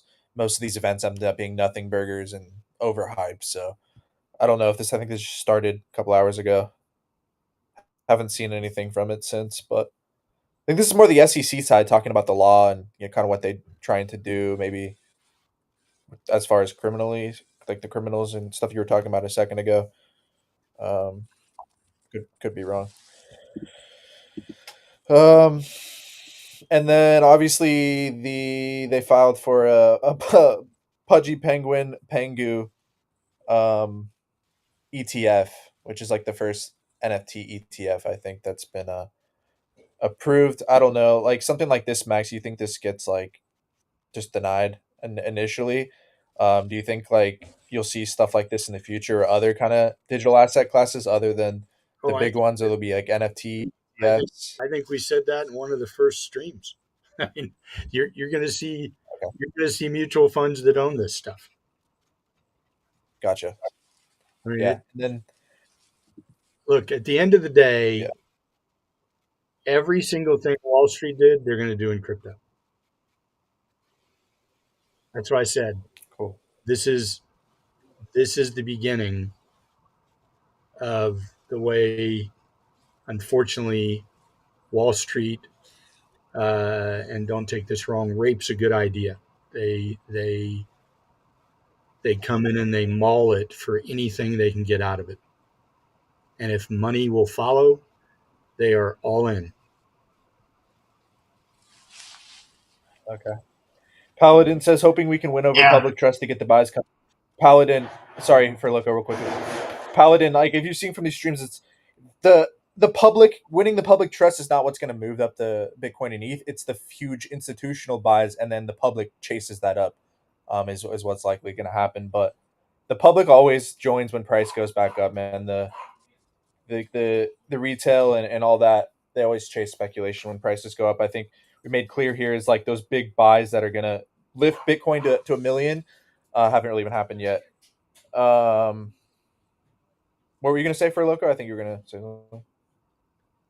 Yeah, no, about the Pengu, I guess is the NFT and token. I don't know. I think it's definitely good for for collectibles that to be on an ETF. I just think that we don't realize how small our space is, and I feel like all these headlines and all these kind of like progress type of like news are seldom news at this point. So I mean, like what every single other kind of like good ETF we've gotten has been a seldom news event, right? So I can imagine that I think it this just all kind of would turn depends out on any the other time. way around. I think it just kind of all depends on the time frame you're looking on. I think that's like a common theme in the stream. Yeah, it might be a sell the news in the next few months, but it's like if for me, I'm personally I'm pretty optimistic on NFTs. I think we are going to see that second NFT bull run, really fueled by the regulatory clarity that's going to allow people like Luca, Gary Vaynerchuk, all these other people to do cool shit, attach businesses to NFTs, different stuff like that they couldn't do a few years ago. I think that kind of stuff, if you have a longer term time frame, like a Pudgy ETF is very bullish and something you might want to be looking at. But yeah, you're right. You do have a good point. Initially, these things tend to be the sell the news, but I think if you're bullish on a longer term time frame, this is definitely interesting and bullish. Yeah. Well, I guess it's a good moment to. I don't know if Rhodes is around, but maybe he's not. To talk about some NFTs as well. I mean, do we have any things? I know there's a few things coming up on NFTs, and I'm sure Taproot with our Wizards Mint is coming up. There's a bunch of other things happening in the NFT world. I think more are happening than in the meme coin. Yeah. Yeah, for sure. Sorry to interrupt. I think there's a slight delay, but before he earlier on he was saying he only had like an hour stop, so I think he's listening in, but he's not able to come on or share his screen like he normally does. But yeah, we'll look at some NFT stuff. You said Taproot Wizards. When's the mint? Is there a date on it yet? I think it's gonna be 0.2 BTC, and the wallets will be screenshotted by March 24th, which means is that like what, early next week, right? So it probably happens next week. I think it is. Okay, so you're saying for the whitelist. Okay, I get what you're saying. My bad. Yeah. So, but no, I mean, Pudgy Penguins I think went up a little bit on the news of the S1 filing for Pengu, but I'm pretty sure it retraced and Pengu as well right after. Yeah, it looked like it made a little spike yesterday and then came back down, just a 10% spike. Yeah, for me, I think the NFT industry, or like NFTs, the big names, especially the ones that have come back down to their lows, are kind of waiting for either a catalyst or just like a momentum spillover. I think it's bullish that we're seeing some of the newer mints start to do well. It's a good sign. A lot more like kind of optimism about NFTs in general. But I have a feeling that I was pulling up this tweet from Luca. He said he's been in Washington, like big stuff's coming for NFTs. Like whether anything's happening there or another place, I think there's going to either be some type of adoption announcement or something with the technology or something driven by this regulatory clarity that's going to like kick off the NFT bull run. But yeah, it's interesting to see Pudgies and stuff back down towards the lows again at 9. It went all the way to 33 before the coin. But yeah, it's interesting. What else is going on? I mean, the collection that was kind of like a hype lately was that Good Vibes. So NFT that went from like 0.05 or 0.1 to almost like 0.6, and now it's back to 0.25 or 0.3 floor. It's called Good Vibes. Have you heard of that Yeah. one? It's Yeah, like Good Vibes. so that's the one that's been like doing kind of like more interesting volume here, as well as some sort of like small collection type of like well-known artists, like Sam Spratt, and the one that I was following was the Masks. Did you ever mint that one or buy or not? Me? No, I didn't. Rhodes and I, we were talking about it last week, but no, I didn't. I wish I did. That they went crazy, right? Yeah, yeah. I think Let's the see. floor was close to five ETH, something like that, 4 each ETH, if I remember correctly. Yeah, they're at 6. Oh wow! Yeah. Yeah, they went crazy. I think they went to a high of the other day. What was it? 8.8 at one point. Back down to 6, but I mean, crazy from 0 to 80. Some stuff you used to see back in 2021, 2022 type of thing. So I think there's signs of unknown artist for sure. Yeah, we were talking about a little bit about his background. Rhodes was breaking it down last week, so it's cool to see. Has like the digital art's kind of been holding pretty steady. Punks, obviously. Mm-hmm.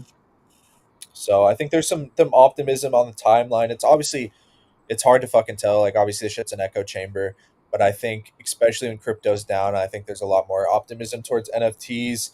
And again, I think for me, the spark for the next NFT bull is going to be the regulatory stuff. And like Max is talking about, maybe this is on a little bit of a longer time frame, but the likelihood that RWAs and NFT technology being very important, I think that's what can drive. I've heard Gary Vee and other people talk about this. Like, it'll make the 2021 collections, like the ones that are kind of the OG ones, like a very important time, because the technology itself is so transformational. So Yeah. interesting shit. What else? Anything news wise else happened in NFTs? I think it was really just the Pengu thing today. Yeah, not Yeah. much. I heard about Pump Fund launching a native DEX. I think it's called Pump Swap. Have you heard of that one? But I think obviously it's more for like meme coins, not for NFTs. Yeah, I did see that. I didn't really read into it. Let's see. What is it exactly? Essentially, what it does is like all the coins that are launched on Pump.fund will migrate directly to this place called Pump Swap, and it will have zero fees and more liquidity for I guess revenue sharing with the creators or with the ones that launch the tokens. So some interesting incentives. Not not the best time to do so. I imagine the amount of tokens being launched is probably like a third, if not a fourth of what it was in January. But yeah, I mean, it's interesting, like that kind of like trying to align more with the creators, charging less fees, providing liquidity, because some of these tokens are very liquid. So yeah. For sure. Max has been in the space for 40 years, if I'm not mistaken. Yeah, Max first started investing, he said, in 1982. 2. Yep. 82. Yes, sir. So, yeah, just 40 years, coming up on 43, Max? 43 years? Yeah, unfortunately. Unfortunately. You're aging, Max, with this statistics, Brent. That's right. These are not the statistics that are fun to talk about. Oh, no, sorry. I'm just somebody brought it up, not me. Blame whoever this was. Yeah, the session is fire. Appreciate you guys. I'm gonna do a giveaway towards the end of the show. We'll Max and I, and for Loco, if you can, we'll stay on for a little bit longer. Again, we do these shows twice a week, Tuesday, a little bit earlier at 10 a.m. PST, 1 p.m. next week. I think next week I want to confirm with him, but we're gonna have somebody on that everyone's been asking about for quite a long time. I'll confirm it here in the next few days, but look out for more guests, interviews, more analysis. Like we're saying, we definitely will look at more of the meme coin stuff, more charts and everything when it's everything's more active. Right now, I think we're going to look at what's relevant, and really what's going on, and which is the tariffs and everything people are fucking terrified about, and this mindset stuff, which I think is timeless and stuff that we should always be talking about. And then Do we go ahead. do we talk conspiracy theories here, or like stuff that happens with the Giza pyramids? Have you guys heard that one? No, we'll look at that though for sure if you like. Yeah, no, it's interesting. I think I saw Okay. something recently, like a short video that I watched a second of. We can definitely scope that out. I was gonna say one more thing. But yeah, as everything is becoming more active with memes and stuff, we'll definitely look more at that. My what I'm doing with meme coins, again, most things during these big Bitcoin corrections dies out. I'm buying the stuff that I've been buying for months. Again, the stuff that's survived these corrections before, that have strong handed holders, that like have these cult like fucking crazy higher targets that they're aiming for. I think there's those coins are few and far between. The Gigas, SPX, Mogs, stuff like that. Meme coin wise, that's what I've been buying. I've been buying a lot of kind of like the top 50 and stuff like Max has been talking about, more on the AI and gaming side, which I think is really going to have a run at some point. And then just more Bitcoin, ETH, and Sol. I think you can go more into the lower into the risk curve, or higher into the more risky when stuff's more risk on. But really, that's what I've been doing meme coin wise. And as things start to heat up, we'll definitely be looking at more meme stuff. So I've seen some people asking about that. As far as the Giza, the pyramids, is there like a video that I can pull up or something? I sent you a link on the Telegram chat. You can pull it up, but they've discovered some interesting. I guess. Can you hear me? Yeah. Are you playing it? Okay. Yeah, I'm just Yeah. pulling it up. You want me to play the video? Yeah. Can you mute it? I don't think we need it. No, I don't think it's gonna work actually on the sound. We have to like do a setting. So you can just talk. You can just talk about it. Oh, okay. It might be my video. No, I Yeah. guess it's just like every other year there's some sort of like speculation whether it's UFO, like aliens or whatever. Now they're saying apparently they have discovered these massive cylindrical structures under the pyramids. I guess one of the pyramids, not just all of them. So I don't know what you guys make of this. Do you think this is true? And if so, Where what is this does this coming from? mean? Like, who discovered? Who's and did they? How are they discovering this? This is like I think they saw from like some kind of technology that they have that like sees under the ground, like some new like how are they viewing the like how are they looking at this? Like the how did they Well, I discover know that? they use. Yeah, so for like the Antarctica and for like the Amazon, they use a technology use LiDAR, right? Which what it is a radar that they use with a drone, and so they can see under pretty much under every single surface, whether it's like canopy for like the forest or the jungle, and they can also even see under the structures of like or whatever like whether it's like geological. So I don't really know how they came up with this, but this is pretty groundbreaking if it's true. Unless you guys believe in conspiracy theories, then maybe it's not. No, there's plenty of conspiracies. We know people conspire to do shit all the time. Shit gets discovered all the time. I'd just be interested to see like, is a new technology, whatever, how true that is. I did see the video. I'd have to look more into it, but I mean, who fucking knows? What But I what mean, what do like you? it goes to tell you that like what the hell is underneath it. I mean, if you look at some of the comments, it's like even if whatever 3, 4, 5,000 years ago, the actual level of land or earth was way submerged, right? Because if you think about like water and the sea levels kind of like rising, and all these things being kind of like buried underground. I mean, I think it's 2 kilometers, 1.2 miles. That's like this was pretty much either on a mountain or it was submerged underwater, and then they had to build these pillars. I don't know. Why would you need 1.2 miles of pillars under a structure unless you are either submerged in water or some sort of like elevated structure? I don't know. Max, do you have any thoughts? Curious about this. I don't know Sorry, if you can I hear had, me. I had muted myself. Well, I only know from being involved in building uh, like big office buildings. I know that the first thing they do, say in New York City, is, and if you've ever been to New York City, when they build a big office building, what they do first is they dig a gigantic hole in the ground. I mean, like 3 or 4 stories down, and then they get cranes to drop equipment into the big hole that they build, and then they drive concrete pilings hundreds of feet down until they get to bedrock, meaning rock underneath all the dirt, so that the 50-story office tower is actually sitting on concrete rock, not dirt of any sort. So I have no idea if they were smart enough to figure all that out way back when, but that's the only reason I know there are pilings underneath big, tall, heavy things that can't move. Yeah. Yeah, I mean, if you think about like the city of Italy, I think is Yeah. Venice, Yeah. right? Venice. It's built on pretty much pillars like this. But Yep. I mean, again, I don't think this has been proven. I think it's just kind of like, because I'm looking through some of the reports and I don't think it has been proven. But if Right. it has, it would definitely make sense that either it was built under some sort of like unstable Yep. structure, so they had to build this. But at the same time, it's like how the hell do they come up with this technology back then? Right. It's one of the things that everyone's asking, right? Yeah, Danny Egg says So- they develop new age tech now.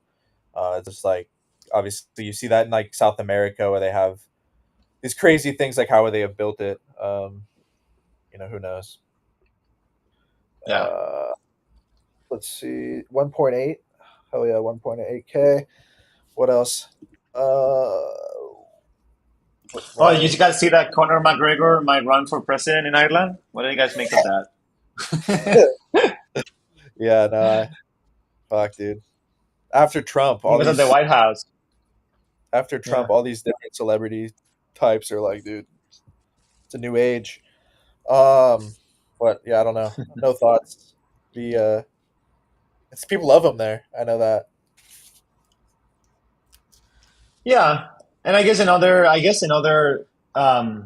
news around world economies, I think Japan inflation is actually slowing down, and China has been stimulating the economy such that the deflation actually hits minus 0.7%. So I think world economies are starting to figure things out and understand that we're in a different environment right now. So I don't know. Do you guys track international economies much, or mostly national, like U.S. Initiatives? Well, we do track the internationals, but we really run most of our work on demographics. So the stronger demographic countries are the countries that are going to have good economies, and the weaker demographics are going to lead to economies you really don't need to pay attention to. Yeah, you guys, this is a great Yeah, video too. is Japan the largest or one of the largest holders of U.S. Treasuries? Japan? It is indeed. Yep. Yeah. I wonder how that affects, with the new administration and policies. Because I know they're trying to invest also in U.S. Businesses. Recently, I heard they're investing in energy, in oil and gas, Japanese investors, which is interesting. Just today, the UAE signed a $1.4 trillion business deal with the U.S. They're going to send a lot of money every year for plants and energy and all sorts of technology chips, and they're going to build lots of stuff here. And that's the UAE. Yeah, I saw that they were meeting with what is it, Saks, yeah? Yep. But they were meeting for sort of like reserve, so that's exciting. Yeah. Someone said, Phillips says, do you think Trump is a better president crypto-wise? The answer is yes, Phillips. Yes, sir.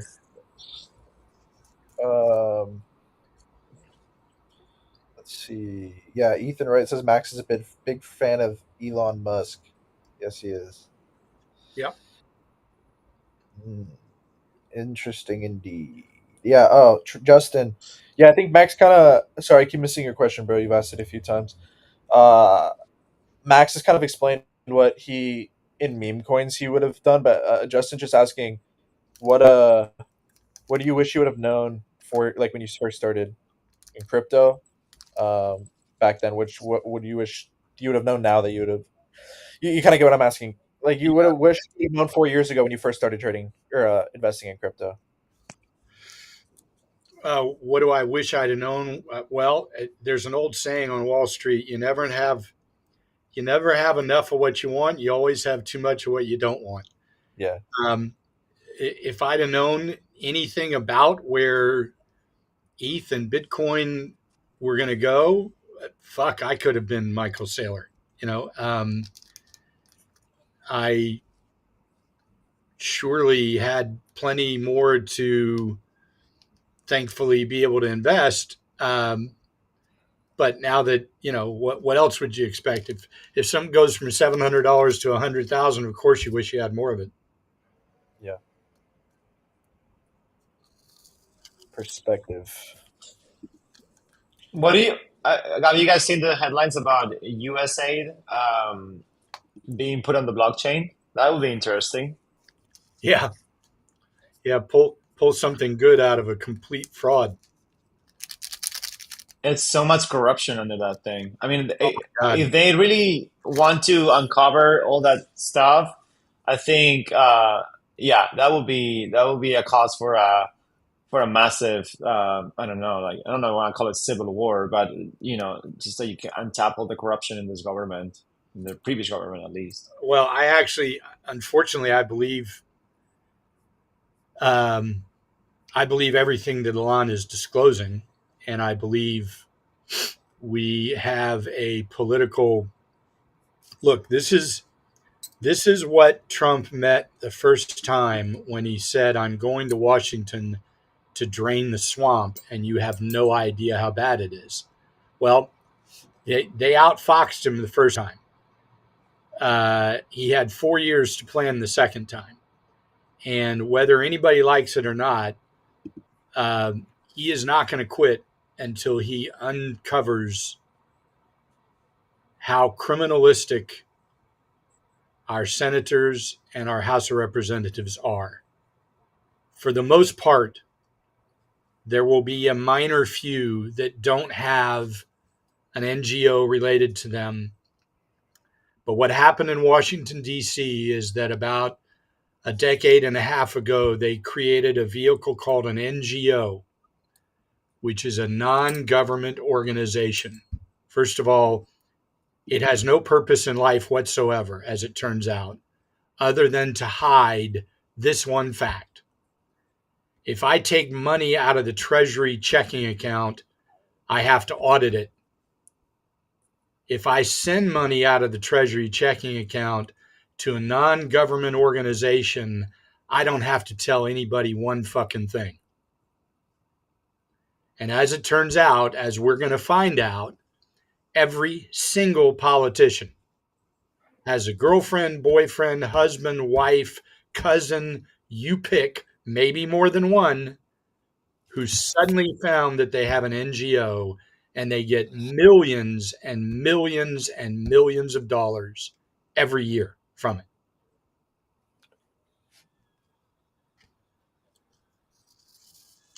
Just robbing everybody. It's interesting, but it's good. It's good that we're seeing these things, and I'm excited to see what we keep uncovering. When are we gonna know about the Fort Knox thing, Max? Do you know? I don't know if they're going to do that, but for some reason, I remember it being late May or early June. But don't hold me to that because I can't remember where I read it and whether or not it's legitimate or not. But okay. It'll be some. I mean, look, they're going to do it, and I wouldn't doubt for a second that as he stated he was going to, Elon will tape the thing live. He'll just walk around with a camera. On Twitter, on X. Oh, that'd be nuts. Live on X.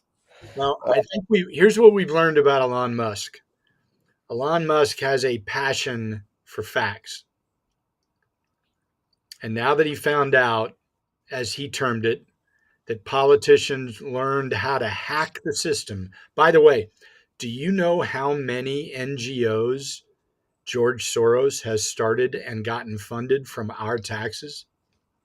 How many? 372 different NGOs. Millions and Yeah, I think that wasn't the. I think that wasn't the Joe Rogan Elon podcast. yeah, That might have been. George Yeah, Soros is might have behind been. all this Yeah. stuff. George Soros. Sorry to interrupt you, Max. Very Yeah, interesting. yeah. He's the one who figured out how to hack it, which means all these things we have watched that literally burn down our cities are actually being paid for by our own tax dollars. I mean, think of that for a minute. This will tell you how sick this individual is. And honestly, I mean, for people who say their life is in danger because of what they're doing, I'd be scared to be a George Soros, because when this is over and when it comes to light, I would hate to have his karma. Mm-hmm. Yeah, here I had a. Where was it? Okay, so yeah, I want to do the giveaway really quick. Every time, every show, I give away at least do one person from the chat that's asked some great questions or been involved for most of the time. Today, I'm gonna give it to the Forex dude, Phillips FX. You asked some great questions in regards to the currency markets and everything else. So, go ahead and DM me your Sol address, and I'll send you some USDC. And then I'm gonna go ahead and do two people from the that commented on the post as well.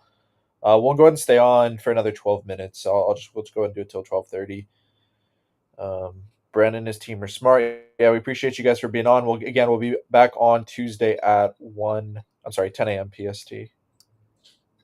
Elon is a good mission, and people should be happy he's on the good side. Yeah. Any chance I can win this time?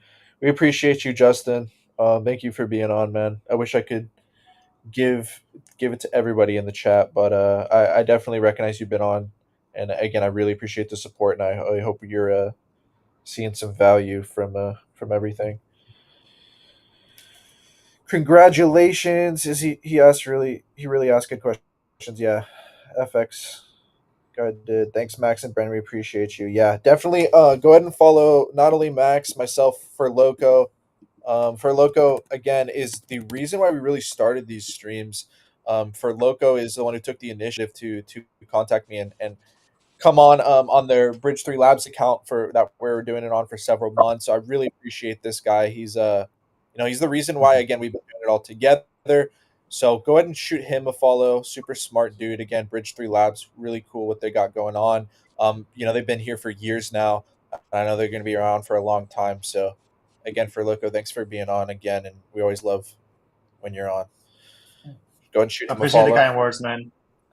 It's a team effort. You guys are great, and I enjoy every stream that we do together, and I think this is gonna get better and better as we grow, for sure. Absolutely. Danny Egg says, Max, can you say something about Ton before we go? Danny really likes Ton. You bullish on Ton, Max? Oh, I think certainly it drops into the top deeper coins that have been around depth and time and value. Certainly it'll find its grasp in the minds of people that need its technology, and over time it's going to be valuable.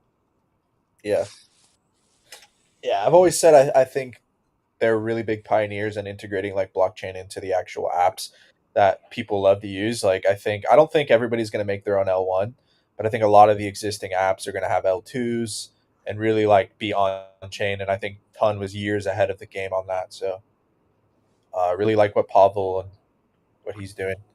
For Loco, what's your interest currently? Crypto, not conspiracy theories. Yeah, For Loco, what have you been you been buying anything kind of sitting on your hands? What have you been up to crypto wise the last few weeks? I've been. I think I mentioned this a few weeks ago, but I've been mostly stabled up. I do have Bitcoin, but I am pretty much like 75%, if not 80% cash right now when it comes to crypto. So that is my crypto situation. When it comes to stocks, I'm pretty close to the energy markets, and so I've been buying up some energy stocks. There's indexes you can follow, but I tend to track the energy markets a lot. This is what I do for a living as well. So been looking at energy stocks, whether it's oil and gas or renewables, particularly for power generation around data centers. Because if AI is going to be the future and is going to be built in the US, we're going to need a lot of energy, right? And the US grid is not prepared for all the megawatt power that is coming up online in the next few years. I think it's about, I want to say, close to 300 megawatts coming up in the next 5 years. And so I think that's not megawatts, sorry, gigawatts. Megawatts is not even that enough. All these hyperscalers, Amazon, etc., are building massive data centers, right? So that will be powering AI. So I'm looking at AI on the infra side of things as well as energy. But when it comes to crypto, I've been pretty much on stables and holding Bitcoin. Those are my two, positions right now. Right on. Appreciate you breaking that down. Makes sense. Let's see. Thanks. Congrats, Philip. Yeah, you know who am I? I appreciate you always being on too, bro. You asking great questions. I like how you took off the caps now too. That's funny. Brian, I asked a question earlier, but you didn't answer. But I'll ask it again, bro. You asked Max a question earlier about Pavel. Yeah, you can ask it again. Max, do you have eyes on companies / coins dealing strictly with data management? With data management. Well, I don't have something that strikes me front of mind right this second. Was the question more specific, or? No, that was all. He said for Loco. Oh, he said for Loco. Sorry. Oh, I thought he said no. Is he referring to data management for like AI? He said for Loco, do you have any eyes on any? My bad. I don't know if there's no delay, but he said for Loco, do you have any eyes on any companies / coins dealing strictly with data management? Data management for what application? Yeah. Rojam, could you, if you could clarify in the chat. Drago, you're the king. Yeah, thanks, Drago. Thanks, Loner. Appreciate everybody commenting on this as well. Again, super excited about the streams during a time that's quiet. It's going to be one of the best fucking communities here when everything's great. What do you think about crypto can give us jobs? What's a significant factor influencing Bitcoin's price right now? Again, significant factor inducing. Right now, it's all about feelings. Yep. I think here's what I think happened over the last few weeks. I think a whole bunch of people thought that right after Trump won, that the idea of making a Bitcoin reserve was going to happen in 4.5 days. And I'm exaggerating a little on 4.5 days, but you get my point. There was a interpretation that it was going to happen very, very quickly. Well, nothing in government happens very quickly. So what I think also happened is that they bought in anticipation of that news, correctly so. They then started making mistakes by adding leverage to the point where when you're in leverage, you have to be right very quickly. You have to be right by a lot, usually, and then you have to get out. And I think a combination of people didn't do those things, and you had a little bit of a domino effect. And then you had, after the first couple of dominoes, which of course caused markets to fall as people got liquidated, then you got this sensation of, well, holy shit, I guess the whole damn thing that Trump was going to do was a failure anyway, because it hasn't happened yet. and you turned, because this is the way terrible psychology works, it works against the people having it. It went from, oh, this is going to be great for crypto, to, oh, this is a complete failure. And it did it in record amounts of time. And domino by domino fell, and you pressured people out, which only fed on more people that over leveraged themselves to anticipate. So you had to wash them all out. And you know when you've washed them all out, when it stops going down. Okay. And hopefully what we're now watching is the stabilization of that wave of people that wanted to leave. And usually what happens when that happens is it goes to sleep and bores everybody else to death. So the longer it bores you to death, the better. Because, and I know I'm going to repeat myself, but it goes right back to the cycle that really is the only one that's important. And that is, you make all your money in 10 or 15 days a year. That's not going to change. And the question is, are you in it for the right reason or not? Beautiful. And I think we just hit 2,000. Love that. Hell yeah. Appreciate you guys for all the support, and I hope you got a lot of value out of the streams. A lot more Q&A today, which I think was great, especially at a time like this. So next time, again, we're going to be on here on Tuesday. Come with your comments, questions, anything else. We'll always be talking about what's going on, the newest developments. Be looking at the majors as well as memes, kind of when everything heats up again, kind of covering everything, NFTs, anything else you guys feel like we should be covering that you're interested in. Definitely shoot me a DM or just comment on the stream. This is for you guys. We want this to be a super interactive stream. Without you guys, we wouldn't be here. You're half of the show. So we appreciate you guys again. Go ahead and, like I said, give a follow to everybody on the panel. The two other guys that got off. My guy Yoni, who 3 or 4 people asked about him today. He'll be on again at some point too. Talking about the AI stuff and everything else going on. So appreciate you guys again. Anything else? Closing thoughts before we get off for Loco, Max? Just, I guess to respond I was going to respond back to Roger's comment. For AI data management, I guess aside from the Max 7, you got Google, Meta, AWS. And then if you want to go to crypto, I would go safe for companies that are well established, or projects that are well established, like Near Protocol, BitTensor, or even like Fetch. I think those are 3 that are pretty solid, all above 1 or 2 billion market cap. If you want to go safe, there's obviously smaller ones, but at this point, I would only be comfortable sharing those 3. Got it. Dark says, do you think this is the purging season for the market? Yeah, for sure, bro. Anytime Bitcoin, ETH, Sol corrects, the memes, alts, shake dies. It is purge season. But Max, anything else, brother? No, man.